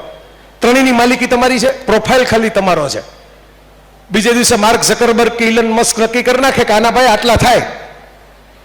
અમારી પાસે એટલે જ છે જેને બ્લુ ટિક કરી છે ને, વેરીફાઈડ પ્રોફાઇલ, 700 રૂપિયાનું ભાડું લઈ લે છે. હવે શું કામ? તો કે ભાડાનું મકાન છે, લાવો 700 રૂપિયા ભાડું મહિનાનું. બરાબર, એક દિવસ એમ કહી દેશે કે આ ફોટો નહીં મૂકવાનો, તમારે પાડવું પડશે. તમારું નથી એટલે કોક તમને સાયકોલોજીકલી ગુલામ બનાવીને રાખે છે. મને તો એ જ સપનું જોવું છે. મને એમ કહેવામાં આવ્યું કે 50 એન્જિનિયર સામે બેઠા હશે એવો વિસ્તાર છે આ. સૌથી વધારે ભણેલો, બા મને કહેતા હતા કે સરસ ભણેલો વિસ્તાર છે અમારો, સરસ તેજસ્વી ઓજસ્વી યુવાનોનો વિસ્તાર છે. હું તો એ વિચારું છું કે આમાંથી નવો ઇલન મસ્ક ક્યારે પેદા થાય, જેના ઉદાહરણ આપણે આપી શકીએ. જે સ્ટારલિંગ ક્યારે કરે, જેને કારણે આપણે એમ કહી શકીએ કે આ આદિવાસી વિસ્તારમાંથી પેદા થઈને આવેલો એક એન્જિનિયર જેને સેટેલાઇટ હલાવી દીધા દુનિયાના. કારણ કે જે આવ્યા છે ને એ આમ જ આવ્યા છે. સ્ટીવ જોબ્સે એપલ શરૂ કર્યું હતું ગેરેજમાં. કઈ એપલ આજે કરોડોની અબજોની કંપની છે, સ્ટીવ જોબ્સ કઈ અબજપતિ થયો શરૂ નહોતું કર્યું, ગેરેજમાં શરૂ કરેલી કંપની હતી. ગેરેજમાં, કારણ કે ઓફિસ લેવાના પૈસા નહોતા. તો તેજસ્વી હશો, ઓજસ્વી હશો, મેં તમને જે ગુણ કીધા એ વિકસાવીને બેઠા હશો, તમે ડેવલપ થઈને નીકળી શકશો મારા મિત્રો. તમારામાં એ પડેલું છે. કારણ કે જે પ્રકૃતિના ખોળે બેઠા હોય ને એ ઓરિજિનલ હોય. ઓરિજિનલ હોય ને થોટ્સ ઓરિજિનલ હોય, ફ્રેશ હોય, એ જોઈને સમજી જાય. બરાબર, મેં એવા નજર સામે જોયા છે કે આમ જડીબુટ્ટીઓ જોઈને સમજી જાય, પવન જોઈને સમજી જાય કે હવે વરસાદ આવશે. આપણને એમ લાગે કે ભાઈ હજી તો બધું તડકો છે, અને આપણને એમ કીધું હોય કે ભાઈ 5 કલાકમાં ઘર ભેગા થઈ જાય તો 5 કલાક પછી વરસાદ આવશે, પવન ફરી ગયો છે. પગલા જોઈને સમજી જાય કયું જનાવર અહીંથી પસાર થયું છે. આ તાકાત હોય છે તમારી પાસે, પડેલી છે. બરાબર, આ તાકાતના વારસાનો ઉપયોગ કરો. જે જીન્સ તમને મજબૂત મળ્યા છે ને એનો ઉપયોગ કરો. તમારી પાસે ઓરિજિનલ જીન્સ છે. હું પોતે આ પ્રજ્ઞાબેન જ મને ઉધરસ બહુ આવતી હતી, એના ઘરે બેઠો હતો, મેં કીધું ઉધરસ કોઈ રીતે મટતી નથી, 20 દિવસથી આવે છે, ટેસ્ટ બધા કરાવ્યા, ટેસ્ટમાં કંઈ નીકળતું નથી. આ સાપુતારામાંથી જ લીધેલું મધ કાચની બોટલમાં, હવે તો હું રોજ મંગાવું છું, કાયમ પડ્યું હોય મારા ઘરમાં. બરાબર, ગરમ કરીને પીવડાવી દીધું. મેં કીધું મધને ગરમ કરવાનું હોય? મને કે આ એ અમારો નુસ્ખો છે, એ અમારા એરિયાનો નુસ્ખો છે, મધને ગરમ કરીને પી જાઓ, ઉધરસ મટી ગઈ. આ તમારી સામે ઊભો. તમારી પાસે આવું તો ઔષધનું જ્ઞાન પડ્યું છે, હર્બ્સ, વનસ્પતિઓનું જ્ઞાન પડ્યું છે. આનો ધંધો થઈ શકે. હવે જમાનો છે આનો, ઓર્ગેનિક એન્ડ હર્બ્સ. સાદો સાબુ કે શેમ્પુ બનાવો કેમિકલ વાળું તો 50 રૂપિયામાં વેચાતું હશે, અને ઓર્ગેનિક શેમ્પુ બનાવો તો 500 રૂપિયામાં વેચાશે, પ્રીમિયમ ભાવે વેચાશે. આઈડિયા ઢગલા પડ્યા છે તમારી પાસે મિત્રો. તમે ડેવલપ થાવ ને વિચારી, ખાલી સરકારી નોકરી, ખાલી એક જ પરીક્ષા એ ભૂલી જાઓ. આપણે એવા કેમ ન બનીએ કે લોકો એમ કે આની કંપનીમાં નોકરી મળે તો સારું. આપણે શું કામ એવી કલ્પના કરીએ કે આપણે આ નોકરી કરવા જાય? અને હું તમારી સામે ઊભો છું, એ પ્રયોગ કરીને ઊભો છું કે મારો પુસ્તક બીજા છે ને છાપે, હું જ ન છાપું. મારો નાનકડો ધંધો છે ને, જેવો છે એવો. હું એની ડિઝાઇન કરું છું, હું એનું ટાઇટલ બનાવું છું, હું એનું પ્રિન્ટિંગ, અને હું કરું છું તો ક્વોલિટી. આ બધા અમારા વાચક મિત્રોએ મળ્યા હતા, એક જીમિલભાઈ, જીગરભાઈ બધા સહી કરાવવા ઉભા હતા. તો હું કરું છું તેની ટાઇટલની, એની ડિઝાઇનની ક્વોલિટી મેન્ટેન રાખું છું, કારણ કે હું જાતે કરું છું, કોકના ભરોસે નથી રહેતો. આ મારો નાનકડો બિઝનેસ છે. મને એ જ વિચાર આવ્યો તો કોક શું કામ મારું છાપે, હું જ ન છાપું? તો લેવાવાળા લઈ લે છે ખરીદીને, ડિસ્ટ્રીબ્યુટર લઈ લે છે અમારા નવભારતવાળા.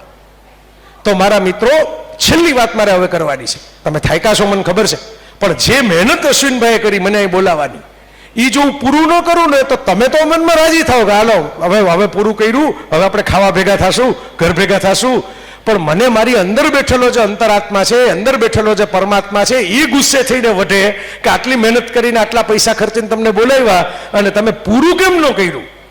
તમે પૂરેપૂરું કેમ આખું દૂધ ઠાલવવાને બદલે, આખી ગાગર ઠાલવવાને બદલે 2 ટબુડી બાકી કેમ રાખી દીધી?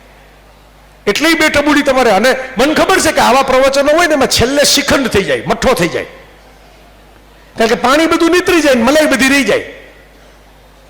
એટલે જે થાયકા હશે, જેને ઉતાવળ હશે, જેને ઘરે કે બહાર કંઈક કામથી જવાનું હશે, એ બધા નીતરી ગયા. હવે જે મારી સામે બેઠા છે એ ક્રીમ છે, મલાઈ છે. અને ધંધો કરવો હોય ને તો ઘડિયાળના કાંટા જોયા વગર આવી રીતે બેસવાનું શીખવું પડે. આ ધંધાનો બહુ ક્લાસિકલ નિયમ છે. 9 થી 5 ના કાંટે કામ કરે, 7 થી 12 ના કાંટે કામ કરે, 8 કલાક જોઈને ટેબલ ઉપર ફાઇલ મૂકીને ઊભા થઈ જાય, એ નોકરી. અને આખી રાતનો ઉજાગરો કરીને પણ કાલે મારે આ કરીને બતાવવાનું છે, આનું સોલ્યુશન હું લઈ આવીને રહીશ, એ કરે એ ધંધો, એ બિઝનેસ. એટલે તમે આ ગુણ તો સાબિત કરીને બતાવ્યો કે આ તમારામાં છે. એવું માનતા જ નહીં કે બધું ફોરેનમાં જ હોય છે. હા, સરસ વસ્તુઓ ત્યાં બને છે, સરસ કામ ત્યાં કરે છે, કારણ કે ત્યાં એ લોકો એડવેન્ચર, સાહસ કરે છે, ત્યાં શિક્ષણનો ઉપયોગ કરે છે. આપણે નથી કરતા, આપણે ઇઝી ગોતીએ છીએ. આપણા મગજમાં એ ઘૂસી ગયું છે કે ઇઝી કેમ કરી નાખું, શોર્ટકટ ગોતતા થઈ ગયા ને એટલે આપણે પાછળ રહી ગયા. શોર્ટકટ ગોતવાને બદલે તમે આગળ વધતા શીખો. તમને એક સાદું ઉદાહરણ આપું. કોઈ પણ માણસ બહુ કરોડપતિ થાય, અબજપતિ થાય તો કઈ કાર લે? તો કે મર્સિડીઝ લીધી, BMW લીધી, ઓડી લીધી, વોલ્વો લીધી, હોન્ડા લીધી, જાપાનની કાર, જર્મનીની કાર, ટોયોટા લીધી. તમારી પાસે આવા એસી હશે, ફ્રીજ હશે, સોનીના ટીવી હશે, સેમસંગના મોબાઈલ હશે. એકેય માણસ તમારા ઘરમાં આ વસ્તુ બગડી જાય, એ મોબાઈલ હોય તો ભલે, એસી હોય તો ભલે, ફ્રીજ હોય તો ભલે, ટીવી હોય તો ભલે, કાર હોય તો ભલે, જાપાનથી, જર્મનીથી, કોરિયાથી એકે આવ્યો? જેટલા આવે છે ને આપણા ઘરમાં એ, અને જ્યાં આપણે ચાવી આપીને જઈએ છીએ ને કે આ સરખું કરી દો, આ મોબાઈલ બંધ થઈ ગયો, સરખો કરી દો. આ રિપેરિંગ વાળા કોણ છે? 10મું ફેલ થયેલા તમારા મારા જેવા બધા બેઠા છે ત્યાં. એ તો એન્જિનિયર નથી થયા, એસએસસી ફેલ છે. તમે 4 કરોડની BMW ની કાર લ્યો અને સર્વિસ સ્ટેશનમાં જયારે આપવા જાવ છો ત્યારે સામે કોઈક જર્મન ઉભો છે, કોટ પહેરેલો, બરાબર? તમારા મારા વિસ્તારમાંથી જ આવેલો કોઈક મિકેનિક છે જેને તમે ચાવી આપીને જતા રહ્યો છો, 2 દી પછી હરખી કરીને મૂકી જાજો. અને એ કરીએ નાખે છે ને તમે નકશામાં બતાવો જાપાન ને જર્મની ક્યાં આવ્યું, તને ખબર નહીં પડે. સમજો, ખબર નહીં પડે. પણ એ કરી શકે છે કારણ કે બાકીનાઓ જ્યારે વાંચીને શીખતા હોય ને ત્યારે એ ખોલીને શીખે છે, ટકોરા મારીને શીખે છે. આપણે જ્યારે રાજાશાહી હતી ને ત્યારે અમારા સૌરાષ્ટ્રના કાઠિયાવાડના એક રજવાડામાં એક જર્મનીથી મશીન મંગાવવામાં આવ્યું હતું. મશીન બંધ થઈ ગયું. એ જમાનામાં તો સ્ટીમર સિવાય ફોરેનથી અવાતું નહીં, પ્લેન તો હતા નહીં. તો સ્ટીમરમાં એન્જિનિયર આવ્યો કંપનીનો, 2 મહિને તો પહોંચ્યો. મહારાજા પોતે ઉભા રહ્યા જોવા માટે કે આ શું કરે છે એવું. તો એટલે આમ જોયું, 1-2 બટન દબાવ્યું, આમ કર્યું, પછી ખિસ્સામાંથી એક નાનકડી, ખિસ્સામાં રહી જાય એવડી હથોડી કાઢી, મોબાઈલની સાઈઝની, અને હથોડી આમ કરીને ટક ટક ટક 3 વખત મારીને પાછી મૂકી દીધી ખિસ્સામાં. એટલે મહારાજા કે ઓહો, આટલું જ કરવાનું હતું આખા મશીનમાં? મશીન ચાલુ થઈ ગયું. પછી એટલે એન્જિનિયરે બિલ આપ્યું, આવવા જવાનું નાનતું ને, એમાં રિપેરિંગના પૈસા લખ્યા હતા. રાજા મૂંઝાઈ ગયા. રાજા એમ કીધું કે આવવા જવાનો ખર્ચો તમને થયો તો બરાબર હું આપી દઉં, પણ આ હથોડી 3 વખત મારી એને કઈ આટલા બધા પૈસા થોડા હું આપું? હું રાજા છું, મને ખબર પડે આમાં શું કરવું હોય. આટલા પૈસા હું એમને થોડા ખર્ચી નાખું. એટલે ઓલા એન્જિનિયરે એમ કીધું કે એ હથોડી મારવાના પૈસા નથી, હથોડી કઈ જગ્યાએ કેટલી વખત મારવી એ નિર્ણય લેવાના પૈસા છે. એ તમે ન મારી શકત ને તમે માર્યું હોત તો ચાલ્યું ન થાત. આ મારાથી થયું કારણ કે મને ખબર હતી કે એક્ઝેક્ટ આ જગ્યાએ આટલી વખત આ પ્રેશરથી મારવાની હોય. ધંધામાં ધંધાદારી માણસે નિર્ણય લેતા શીખવું પડે, સમયસર ડિસિઝન લેતા. કે આ કરવું છે, આ નથી કરવું, આ જવા દેવું છે, આ રાખવું છે, આમાં આમ કરવું છે, આમાં આમ કરવું છે. અલગ પડતા શીખવું પડે. સફળતાનું એક પરમ સૂત્ર છે, તમને કોઈ રિપ્લેસમેન્ટ ન કરી જાય ને એવા બનશો ને એટલે આપોઆપ સફળ જ રહેશો. તમને કોઈ રિપ્લેસ ન કરી જવા જોઈએ. બસ સાફ સફાઈનું કામ કરતા હો ને, કચરા પોતાનું કામ કરતા હો ને, તો એવું કરવાનું કે દિવાળીના તહેવારોમાં 5 દી ન આવો ને તો ઘરમાં 10 જણા પૂછે કે આ કેમ આજે પોતું હરખું નથી લાગતું, આ કેમ ઘર ચોખ્ખું નથી લાગતું. ડ્રાઇવિંગ કરતા હો તો એવું કરવાનું કે 5 જણા પૂછતા ગોતતા આવે કે ભાઈ ભારે લાંબે જવાનું છે, રાતના જવાનું છે, આ ડ્રાઈવર હશે ને તો હું જઈશ, બાકી હું કોઈના ભરોસે નહીં જાઉં 8 કલાક મુસાફરી કરીને. કામ કયું કરો છો એ અગત્યનું નથી, કામમાં 100% રેડો છો કે નહીં તમારી જાતને એ અગત્યનું છે. કામ નાના મોટા નથી હોતા, પણ પરાક્રમ તમે જે કામમાં બતાવો છો એ નાનું મોટું હોય છે. પોતું કરવાનું કામ મળે તો એવી સફાઈથી કરો કે 10 દિવસ પછી કોઈક જોઈને કે આ કર્યું પોતું. તો જિંદગીમાં હાર જેવી કોઈ ચીજ નથી મિત્રો. કાં જીત છે કાં શીખ છે. કાં જીતશો ને કાં નવું શીખશો. કદાચ ફેલ ગયા કોઈક આઈડિયામાં, કોઈક બિઝનેસમાં, તો તમને શીખવા મળ્યું ને, ખબર પડી કે આવું ન કરાય બીજી વાર, આ રસ્તે ન જવાય. 4 રસ્તા આવતા હતા, અંધારામાં પાટિયું નહોતું, જીપીએસ ચાલતું નહોતું, શું કરીએ આપણે? એક રસ્તામાં ગયા, ખબર પડી કે આ તો બંધ છે, પાછા આવ્યા. ખબર તો પડી ને કે આ રસ્તો બંધ છે. તો અનુભવ નિષ્ફળતાના મળે એ જ તમને કંઈક નવું શીખવાડશે. સફળતા કોઈને કાંઈ શીખવાડતી નથી હોતી. પણ મનમાં નેગેટિવિટી રાખવી નહીં. આ તમે ફૂડ મેળામાં આદિવાસી આપણો ક્યાં ગયો, ખાના ખજાના, અહીં હતો ને મેળો, હમણાં પાટિયું જોયું સામે. હવે આ ખાના ખજાના મેળામાં જાશો અને ખાઈ પીને આમ સરસ મજાનું બધું તમે જે ખાશો, પૌષ્ટિક પૌષ્ટિક, સ્વાદિષ્ટ સ્વાદિષ્ટ, પછી સવારે બધું સાફ થઈ જશે. બરાબર? મેં તો એક પુસ્તક લખ્યું છે, તો એમાં લખ્યું છે કે સુખની 2 ચાવી છે, ખડખડાટ અને ઘસઘસાટ. તમારે એક વડીલે એમ કીધું કે સવારમાં પેટ સાફ આવે, સડસડાટ, એ પણ સુખની ચાવી છે. આપણું માનવ શરીર એવું બનાવ્યું છે કુદરતે કે એમાં પોષણ બધું લઈ લેવામાં આવે ને કચરો બધો કાઢી નાખવામાં આવે. કચરો બધો નીકળી જશે, મળમૂત્ર પરસેવા બાબતે. પોષણ બધું રહી જશે, ગ્લુકોઝ રહી જશે, એનર્જી રહી જશે, કેલરી રહી જશે. રાઈટ? તમારા બધાનો અનુભવ છે, એમાં ભણેલા હોવાની જરૂર નથી આ અનુભવ માટે. અભણમાં અભણ માણસનો અનુભવ આ જ હોય. બરાબર? તો શરીર છે ને એ 48 કલાકમાં કચરો સાફ કરે છે. રામીબેન, ડાયાલિસિસ કરાવવું પડે જો કિડની ફેલ થઈ જાય તો. ડાયાલિસિસ ન કરાવો તો કચરો શરીરમાં રહી જાય, માણસ મરી જાય. તો કલ્પના કરો કે જો શરીર છે એ 48 કલાકમાં કચરો સાફ કરીને બહાર ફેંકી દેતું હોય, કે આડું અવળું ખવાઈ ગયું હોય તો ઉલટી થઈ જાય આપણને. તમને અનુભવ કર્યા હશે આવા. શરીર રાખે નહીં. ફાંસ લાગી ગઈ હોય તો ગુમડું થઈ જાય, શરીર રાખે નહીં. તો મિત્રો, મનમાં કોઈએ ઇન્સલ્ટ કર્યું હોય, કોઈ ખરાબ બોલ્યું હોય, કોઈ કીધું તમે નકામા છો, તમને આવડે નહીં, તમારાથી થાય નહીં, આવા કચરા ખોટે ખોટા ભેગા કરવાના નહીં, એને ફ્લશ કરીને ફેંકી દેવાના 48 કલાકમાં. અને મહેનત કરીને આગળ વધીને, હું તો કહેતો જોઉં છું, તમારી ખુશી જ દુનિયા સામેનું વેર છે. તમે મોજ માર્યો એ જ દુનિયા સામેનું વેર છે. મહેનત કરીને આગળ વધશો, ઉપર જાશો, મહાન થશો, અને 10 જણા જેને તમને નકામા અને નબળા કીધા હશે, તમને આવડે નહીં ને ફેલ થશો એમ કીધું હશે, એની સામેથી હસતા હસતા પસાર થઈ જશો ને, એના જેવી મોજ તો આ જગતમાં બીજી એકેય બની જ નથી. આ મોજ જ મોજ છે. એટલે મારા મિત્રો, મેં તમને જે મેં કીધું હતું કે ભાઈ હું છેલ્લે એક વાત કરીને પૂરું કરીશ. છેલ્લે વાળા, હવે તો બધા લગ્નમાં મીઠું મીઠું હોય ને છેલ્લે રાખે, એટલે ઓડકાર બધા ગેડા ગેડા આવે. તો આ મીઠાશવાળી નાનકડી વાત મારે તમારી સામે મૂકવાની છે. બિઝનેસના જંગલથી, ધંધાના જંગલથી. કોઈ બિઝનેસ મેનેજમેન્ટની ચોપડી તમે વાંચો કે ન વાંચો, બરાબર? નો પેઇન નો ગેઇન, એક સૂત્ર જ યાદ રાખવાનું છે. લર્ન ફાસ્ટ, રન ફાસ્ટ, બીજું સૂત્ર યાદ રાખવાનું છે. સૂત્ર 3 જ છે. પહેલું, નો પેઇન નો ગેઇન. પીડા નથી તો પ્રાપ્તિ નથી.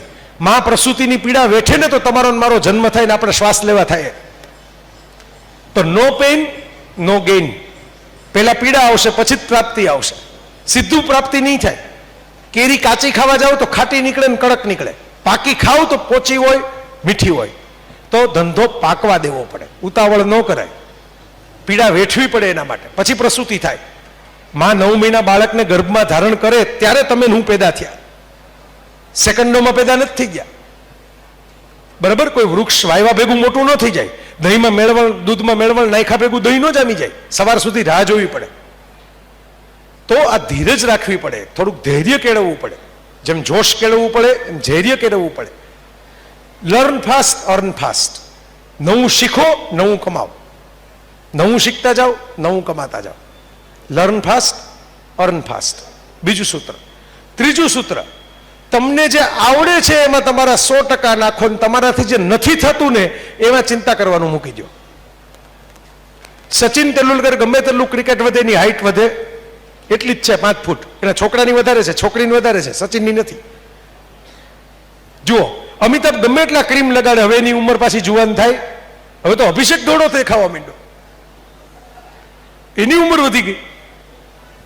બરાબર? તો જે તમારું બરાક ઓબામા સાહેબ છે એને આપણે ગમે તેવા દૂધથી નવડાવી દઈએ તો કાળામાંથી ધોળા થઈ જાય?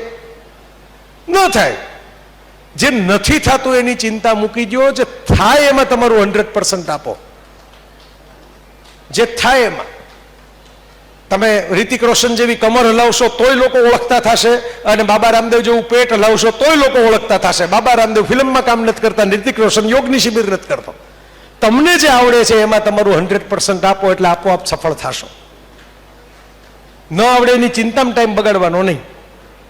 આ ખાસ યાદ રાખવાનું. એક ડિસ્કવરી ચેનલમાં આવેલો કુદરતી, આ કંઈ મેં વિચારેલું નથી, બીજે બોલ્યો છું, આદિવાસીનો જ કિસ્સો છે આફ્રિકાના. એક એવું ગણાતું, ડિસ્કવરી ચેનલ એનું ડોક્યુમેન્ટરી બનાવી હતી જે તે વખતે, વર્ષો પહેલા, કે એ ભાઈ જે છે ને એને રેઇન મેકર કહેવાતા. એ આદિવાસી પોતે હમણાં બધા જેમ સરસ નાચતા હતા ને એમ ઢોલ લઈને જ્યાં નાચે ને ત્યાં વરસાદ આવે. એ વિસ્તારમાં વરસાદ દુકાળ પડ્યો હોય થોડાક વર્ષો તોય આવે. એટલે બધાને નવાઈ લાગી કે વરસાદની ફોર્મ્યુલા જો ઢોલ વગાડવામાં હોય તો આખી દુનિયાના કેટલા પ્રશ્નો ઉકલી જાય. જ્યાં વરસાદ ન હોય એને બોલાવીને ઢોલ વગાડવાનો. એટલે બધા ગયા, એને ભાષા આવડે નહીં, અંગ્રેજી આવડે નહીં. એટલે અંગ્રેજીના મોટા મોટા વૈજ્ઞાનિકો ગયા, એની ભાષા શીખી ગયા 6 મહિના રોકાઈને એની એને વાત કરવા માટે. ભાષા આવડ્યા પછી એને પૂછ્યું કે ભાઈ તમારું સિક્રેટ શું છે, તમે રેન મેકર કહેવાઓ છો, તમે ઢોલ વગાડીને નાચો એટલે વરસાદ આવે. તો આ સિક્રેટ કયો? દુનિયામાં કેટલા લોકોના દર્દ દૂર થઈ જાય, કેટલા જ વિસ્તાર એવા છે જ્યાં વરસાદની જરૂર છે. એટલે ઓલો હસતા હસતા કે મારા દાદાએ આમ કરતા, એના દાદાએ આમ કરતા. તો ખબર કયો તો ખરેખ શું કરતા? તો કે એક જ કામ કરતા, એવું નથી કે હું નાચું ઢોલ વગાડું એટલે વરસાદ આવે. જ્યાં લગી વરસાદ પડે નહીં ને ત્યાં લગી હું નાચવાનું બંધ નથી કરતો. એટલે બધાને એમ લાગે છે કે આ ભાઈ નાચ્યા ને વરસાદ આવ્યો. તમે છેલ્લે વરસાદ આવ્યો ત્યારે મને નાચતો જોયો હોય એટલે તમને એમ થાય કે નાચતો, પણ હું તો 5 વર્ષથી નાચતો હોઉં અહીંયા. એ તો તમે 5 વર્ષથી તો કેમેરા લઈને બેઠા નો. તમે છેલ્લે આવ્યો વરસાદ પડે ત્યારે જો ઓલો નાચતો તો ને વરસાદ આવ્યો. આ તો વિચાર કરો, આ તો આફ્રિકાના આદિવાસીનું સિક્રેટ છે સફળતાનું. કોઈ ધંધામાં કદાચ સફળતા ન મળે, કદાચ શીખવું પડે, કદાચ વાર લાગે, કદાચ કોવિડની જેમ પરિસ્થિતિ આપણી વિરુદ્ધમાં અચાનક જતી રહે, તો યાદ રાખવું કે વરસાદ પડે ત્યારે નાચવાનું શરૂ નથી કરવાનું, નાચવાનું ચાલુ રાખવાનું છે. તો એક ને એક દિવસ તો વરસાદ પડવાનો જ છે. આટલી સિમ્પલ લોજિકની વાત છે. આ આપણે અંદર આ તાકાત હોવી જોઈએ. આ મનોબળની તાકાત છે, બીજી કોઈ તાકાત નથી. મને ખાવાનું બહુ ભાવે, જાત જાતનું ભાવે, ગોતી ગોતીને ખાતો હું. પણ આ પૂછો, અશ્વિનભાઈ મને કીધું બધું જરાક જરાક ચાખી લીધું, આટલું લીધું, આટલું લીધું, આટલું લઈને. મારા મનોબળથી નક્કી કરવાનું છે. હું ફોરેનમાં જાઉં તો મારે દારૂ પીવો હોય ત્યાં કોઈ પૂછવા આવવાનું છે, સિગરેટ પીવી હોય ત્યાં કોઈ પૂછવા આવવાનું છે. મારે નથી પીવી એટલે હું નથી પીતો. મને રોકવા વાળું કોઈ ત્યાં છે નહીં. મારે નથી, મારી ચોઈસ છે, મારું મનોબળ છે. બાજુમાં મફત મળે છે, પ્લેનમાં મફત મળે છે, હું નથી પીતો. તો આ આપણું મનોબળ મિત્રો ધંધા માટે કેળવવાનું છે. રિસોર્સિસ તો મળી રહેશે, એડવાઇઝર તો મળી રહેશે, બુદ્ધિશાળી માણસો તો નોકરી કરવા આવશે તમારી પાસે, તમે સફળ થશો. તો મનોબળ તમારું પોતાનું હોવું જોઈએ, બુદ્ધિ ને જ્ઞાન તમારા પોતાના હોવા જોઈએ. અને એટલે જય વસાવડાને તમે ભૂલી જાઓ તો પણ ભગવદ્ ગીતાનો એક શ્લોક યાદ રાખજો. કૃષ્ણ કઈ ધંધો કરવા માટે ભગવદ્ ગીતા અર્જુનને નહોતા કહેતા, પણ જીવનમાં આગળ વધવા માટે કહેતા હતા. આપણા વારસામાં કેવા કેવા ખજાના પડેલા છે, આપણે બહાર જવાની જરૂર નથી. બીજી ભાષાઓ કે બીજી સંસ્કૃતિઓમાં તો છેલ્લા 1000 વર્ષમાં બધું નોલેજ આવ્યું ને 200 વર્ષમાં પુસ્તકો યુનિવર્સિટીઓ આવી. હજારો વર્ષો પહેલા કહેવાયેલી કૃષ્ણની ભગવદ્ ગીતામાં એક શ્લોક છે, કોઈ પણ કાયોજન કામ સફળ કરવું હોય તો શું કરવું, સારી રીતે કરવું હોય તો શું કરવું. 5 શબ્દો કૃષ્ણએ અર્જુનને કીધા.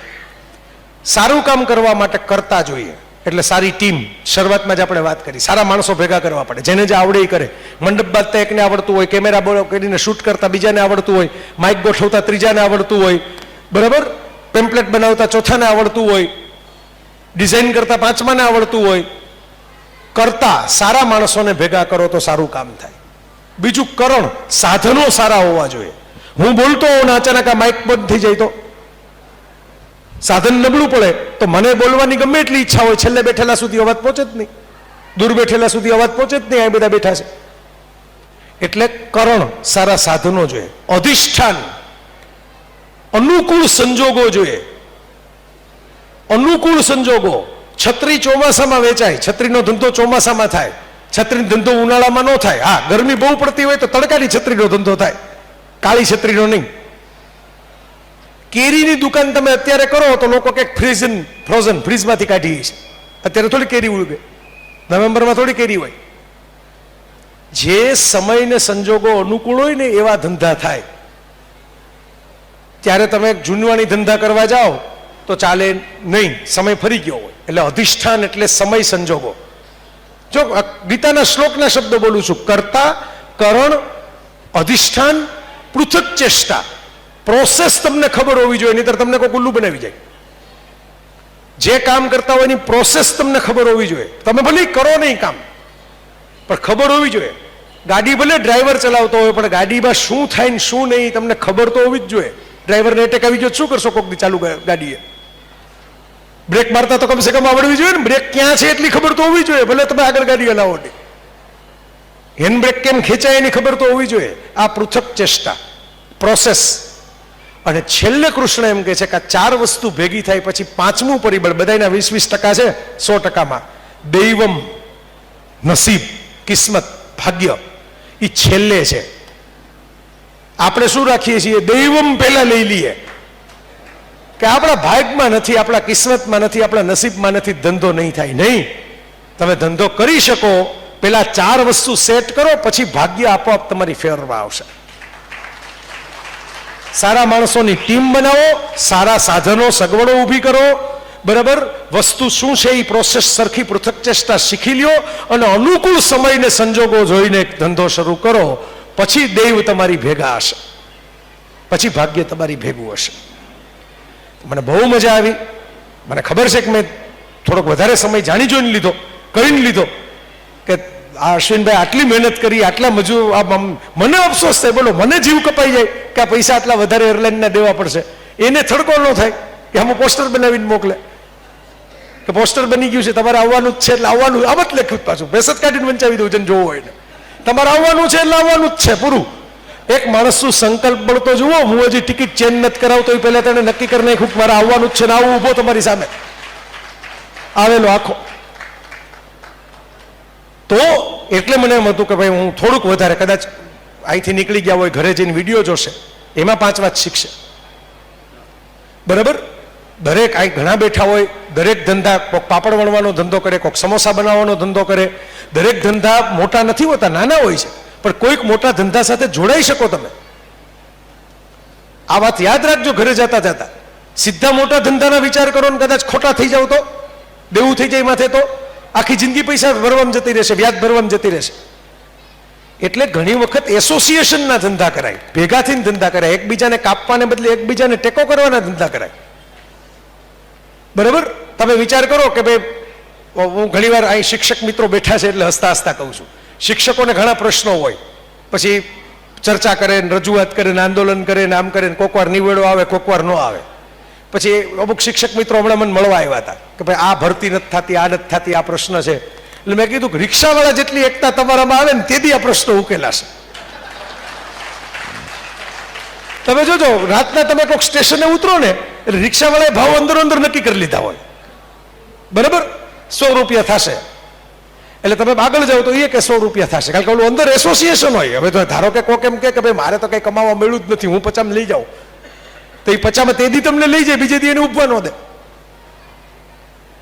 આ ખોટું કરે છે, હું સારું કરે છે એમ નથી કહેતો. મારો કહેવાનો મતલબ એ છે કે ધંધો કરવા માટે અંદરો અંદર હરીફાઈ ન કરતા સંગઠિત થઈને ધંધો કરજો, એકબીજાને ટેકો કરીને ધંધો કરજો. આ મેં કીધું ને સમય ઘણો થઈ ગયો છે એટલે હું એક એક લીટીમાં તમને સૂત્ર આપતો જાઉં છું કે આવી રીતે ધંધો કરજો કે હું કમાઉં ને મારી બાજુવાળો કમાય, એકબીજાનું કાપીને નહીં, એકબીજાનું તોડીને નહીં. આજે તમે સફળ થશો, કાલ તમે નિષ્ફળ જશો, કાલ તમારી આજુબાજુ બધા કપાયેલા હશે. એટલે જ્યારે ધંધો કરો ત્યારે એવી રીતે કરજો કે મારું ભલું થાય અને મારી આસપાસ રહેનારાઓનું ભલું થાય. ખોટું કરવાનું કે એવું રીતે ખરાબ, તમે તો પર્યાવરણના સંતાનો છો, તમે થોડું પર્યાવરણ ખરાબ કરો. તમારી પાસે તો શીખવાનું છે પર્યાવરણ કેમ સાચવવું.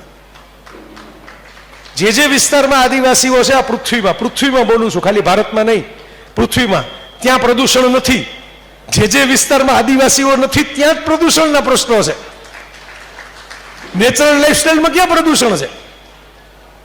ચૂલો પેટાવો, માટીની કુંડલીમાં ચા પીને માટીની કુંડલી માટીમાં ભેળવી દો, ત્યાં ક્યાં પ્રદૂષણ છે? પ્લાસ્ટિકના ગ્લાસ લઈ આવો, ત્યાં પ્રદૂષણ શરૂ થાય છે. વિચારજો આ વાત. એટલે તમને હું ભરોસો રાખીને કહું છું કે તમે ધંધો કરશો ને તો કોઈની યારે ખોટું નહીં કરો, તમે બેઈમાની નહીં કરો, એ મને ખાતરી છે અંદરથી, મારો ભરોસો છે. ધરતીના છોરું છો, ધરતીના છોરું ખોટું ન કરે, બરાબર?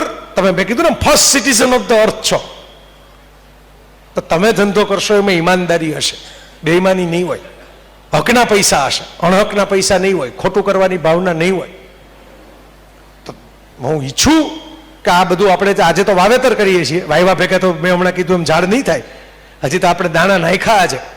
પણ હું ઈચ્છું કે 10 વર્ષ પછી મને અશ્વિનભાઈનો એવો ફોન આવે કે તમે જે તેથી બોલી ગયા એમાં જે સાંભળવામાં હતા એમાં એક ભાઈ ધંધામાં આટલા આગળ નીકળી ગયા છે, એનો સન્માન સમારંભ અમે ગોઠવો છે, એમાં તમારે આવવાનું છે.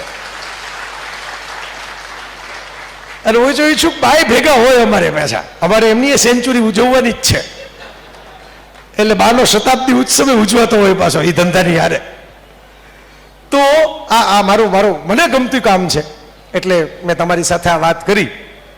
તો મેં કીધું એમ આજથી જ તમે ધંધો શરૂ કરી શકશો, આજથી જ, આ મિનિટથી જ. હું આમથી આમ નીકળું, તમે ઘર ભેગા જતા જતા વિચાર કરજો. એક રેલવે સ્ટેશન હતું, રેલવે સ્ટેશન એક ભિખારી બેઠો, આમ પૈસા માગે, હજી બેઠા જ હોય છે, કેટલી જગ્યાએ ભિખારીઓ બેઠા જ હોય છે, દરેક રેલવે સ્ટેશને હોય છે, એમાં કંઈ એવું નથી કે અહીં હોય ને અહીં ન હોય. એમાં એક ઉત્સાહી ભાઈ નીકળ્યા હતા, ચિરાગભાઈ જેવા, રોજ જોવે એને, બરાબર? પછી એક દી ઓલો ભિખારી સમજી ગયો કે આ ભાઈ રોજ અહીંથી નીકળે છે, બીજા બધા એક વાર નીકળે છે, કોઈ દી કંઈ દેતા જ નથી. એટલે એક દી કીધું કે કોક દી તો આપો, કોક દી તો તહેવાર સમજીને કંઈક તો આપો. એટલે ઓલા પરગજુ ભાઈ એમ કીધું કે ભાઈ હું તને આપું એ તો ભીખ થઈ, તું મને કંઈક સામું આપતો હું તને આપું, બરાબર?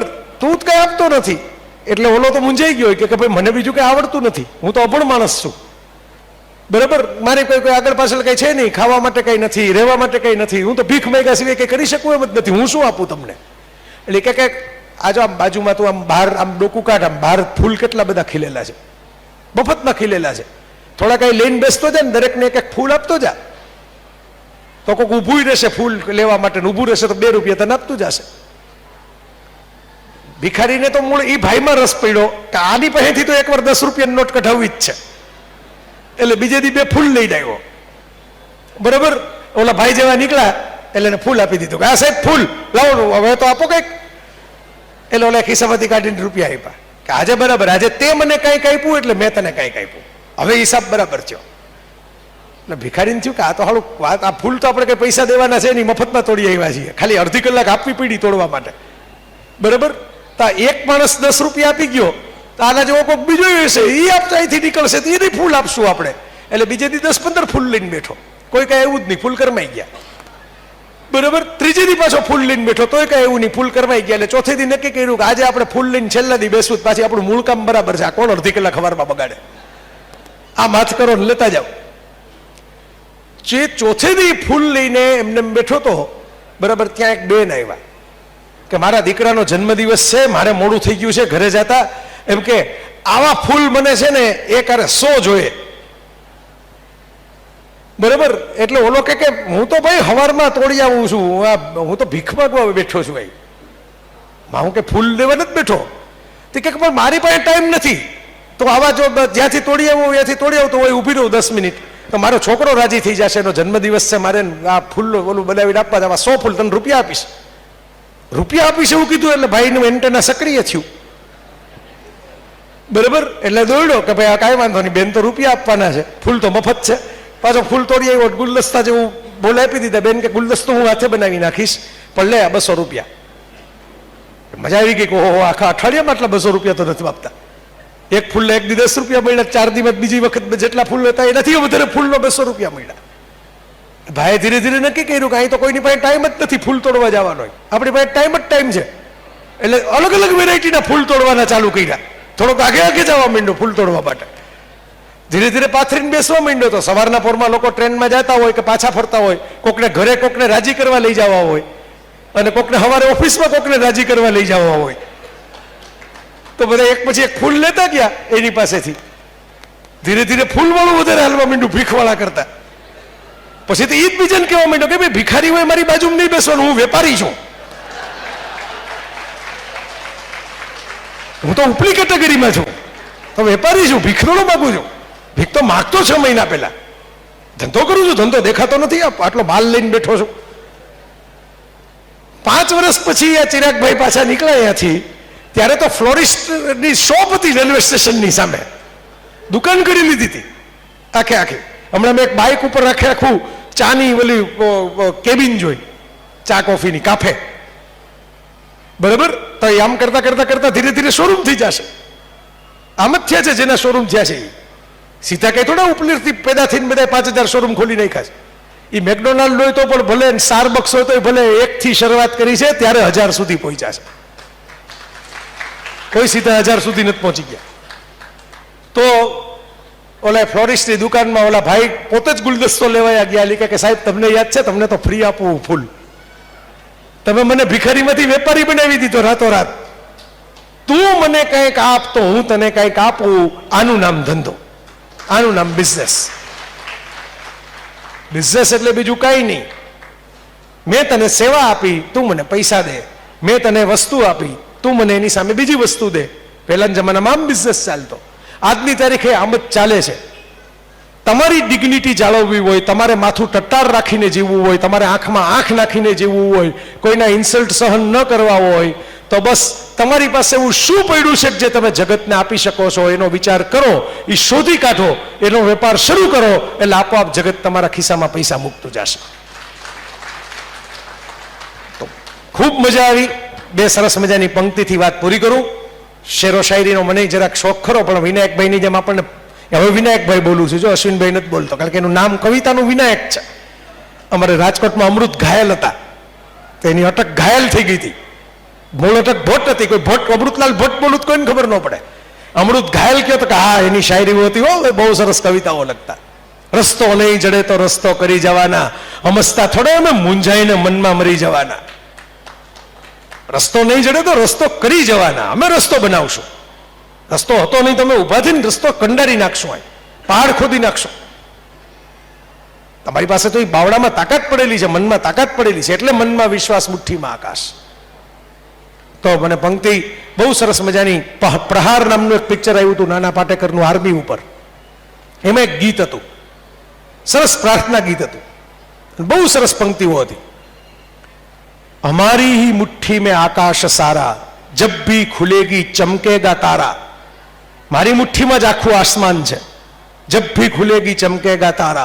दिशा जिससे पहचाने संसार सारा, अंधेरा मिटाए वो नन्हा सितारा. એક ધ્રુવનો તારો હોય નાનકડો, પણ એને જોઈને કેટલાય ખલાસીઓ વાણ હલાવતા જાય કે ઉત્તર દિશા એ આવી, ઉત્તર દિશા એ આવી. દિશા जिससे पहचाने संसार सारा, अंधेरा मिटाए वो नन्हा सितारा. તો મારા મિત્રો, તમારી પાસે આખો દીવડો પ્રગટાવવા માટેની સામગ્રી પડી છે. જરૂર છે તણખાની, વાટ છે, ઘી છે, રૂ છે, અને અંધારું એ છે. એટલે અંધારું હોય ને ત્યાં જ અજવાળાની કિંમત થાય. અજવાળામાં અજવાળાની કિંમત ન થાય. આ ગાંધીજીનું વાક્ય છે. બા ગાંધીજીને જ્યારે કોઈક એમ કીધું કે તમે આ ગામડામાં જઈને આ બધા વિસ્તારોમાં જઈને શું કરવા માંગો છો, ત્યારે ગાંધીજી એમ કીધું હતું કે સૂરજમાં કોઈ દી અરીસાનો પડછાયો ન પડે, પણ ગુફા હોય ને એમાં અરીસાનો પડછાયો પડે. ચાંદરણું કહેવાય ગુજરાતીમાં એને, ચાંદરણું પડે, અરીસાનું પ્રતિબિંબ પડે. મારે અંધારા ખૂણાઓમાં અજવાળું લઈ આવવું છે. જેણે જેણે મેળો કર્યો, જે વ્યવસ્થાપક સમિતિ છે, જે પ્રમુખ ને બધા મિત્રો છે, જે સ્પોન્સર છે, એ બધાએ ખરેખર તો શું કરે છે, એ બધાને અંધારા ખૂણામાં અજવાળું લઈ આવવું છે. અને એના માટે એક તણખાની જરૂર છે, એક જ તણખાની જરૂર છે. એક દીવો પ્રગટાવો ને તો ઓરડો આખો ઝળહળી જાય. દીવો તો આવડો કોઈ પણ ઓરડામાં પ્રકાશ આખામાં થાય. તો બસ મને ગમશે કે અહીંથી હવે નવા ધંધાના સાહસના દીવા પ્રગટશે અને એમાંથી લોકો ઉદ્યમ કરતા કરતા ઉદ્યોગ કરતા કરતા થઈ જશે. ધન્યવાદ, ખૂબ ખૂબ આભાર. મને બહુ મજા આવી. મેં કીધું ગાડી ભરીને ભેટ તો લઈ જાઉં છું, પણ સૌથી મોટી તો યાદ લઈ જાઉં છું તમારી. Thank you, thank you. સાહેબ, આપના માટે પણ એક શાયરી વ્યક્ત કરીશ. આપના પગલા પડ્યા આંગણું નંદનવન બન્યું, પ્રસંગ અમારો પર્વ બની ગયો, સફળ આમંત્રણ થયું. સંબંધ સાચવ્યો આપે સ્નેહની ગરીમાંથી, ને પરસ્પર પ્રેમની લાગણીથી આપણી સીમા વધી. છો ઉપસ્થિત આપ અહીં ભર્યું ભર્યું લાગે ઘર, ને હુંફાળી લાગણીથી થઈ ગયા છે અમે તરબતર. આભાર, આભાર, આભાર. ફરી તાળીના ગડગડાટથી વધાવીશું.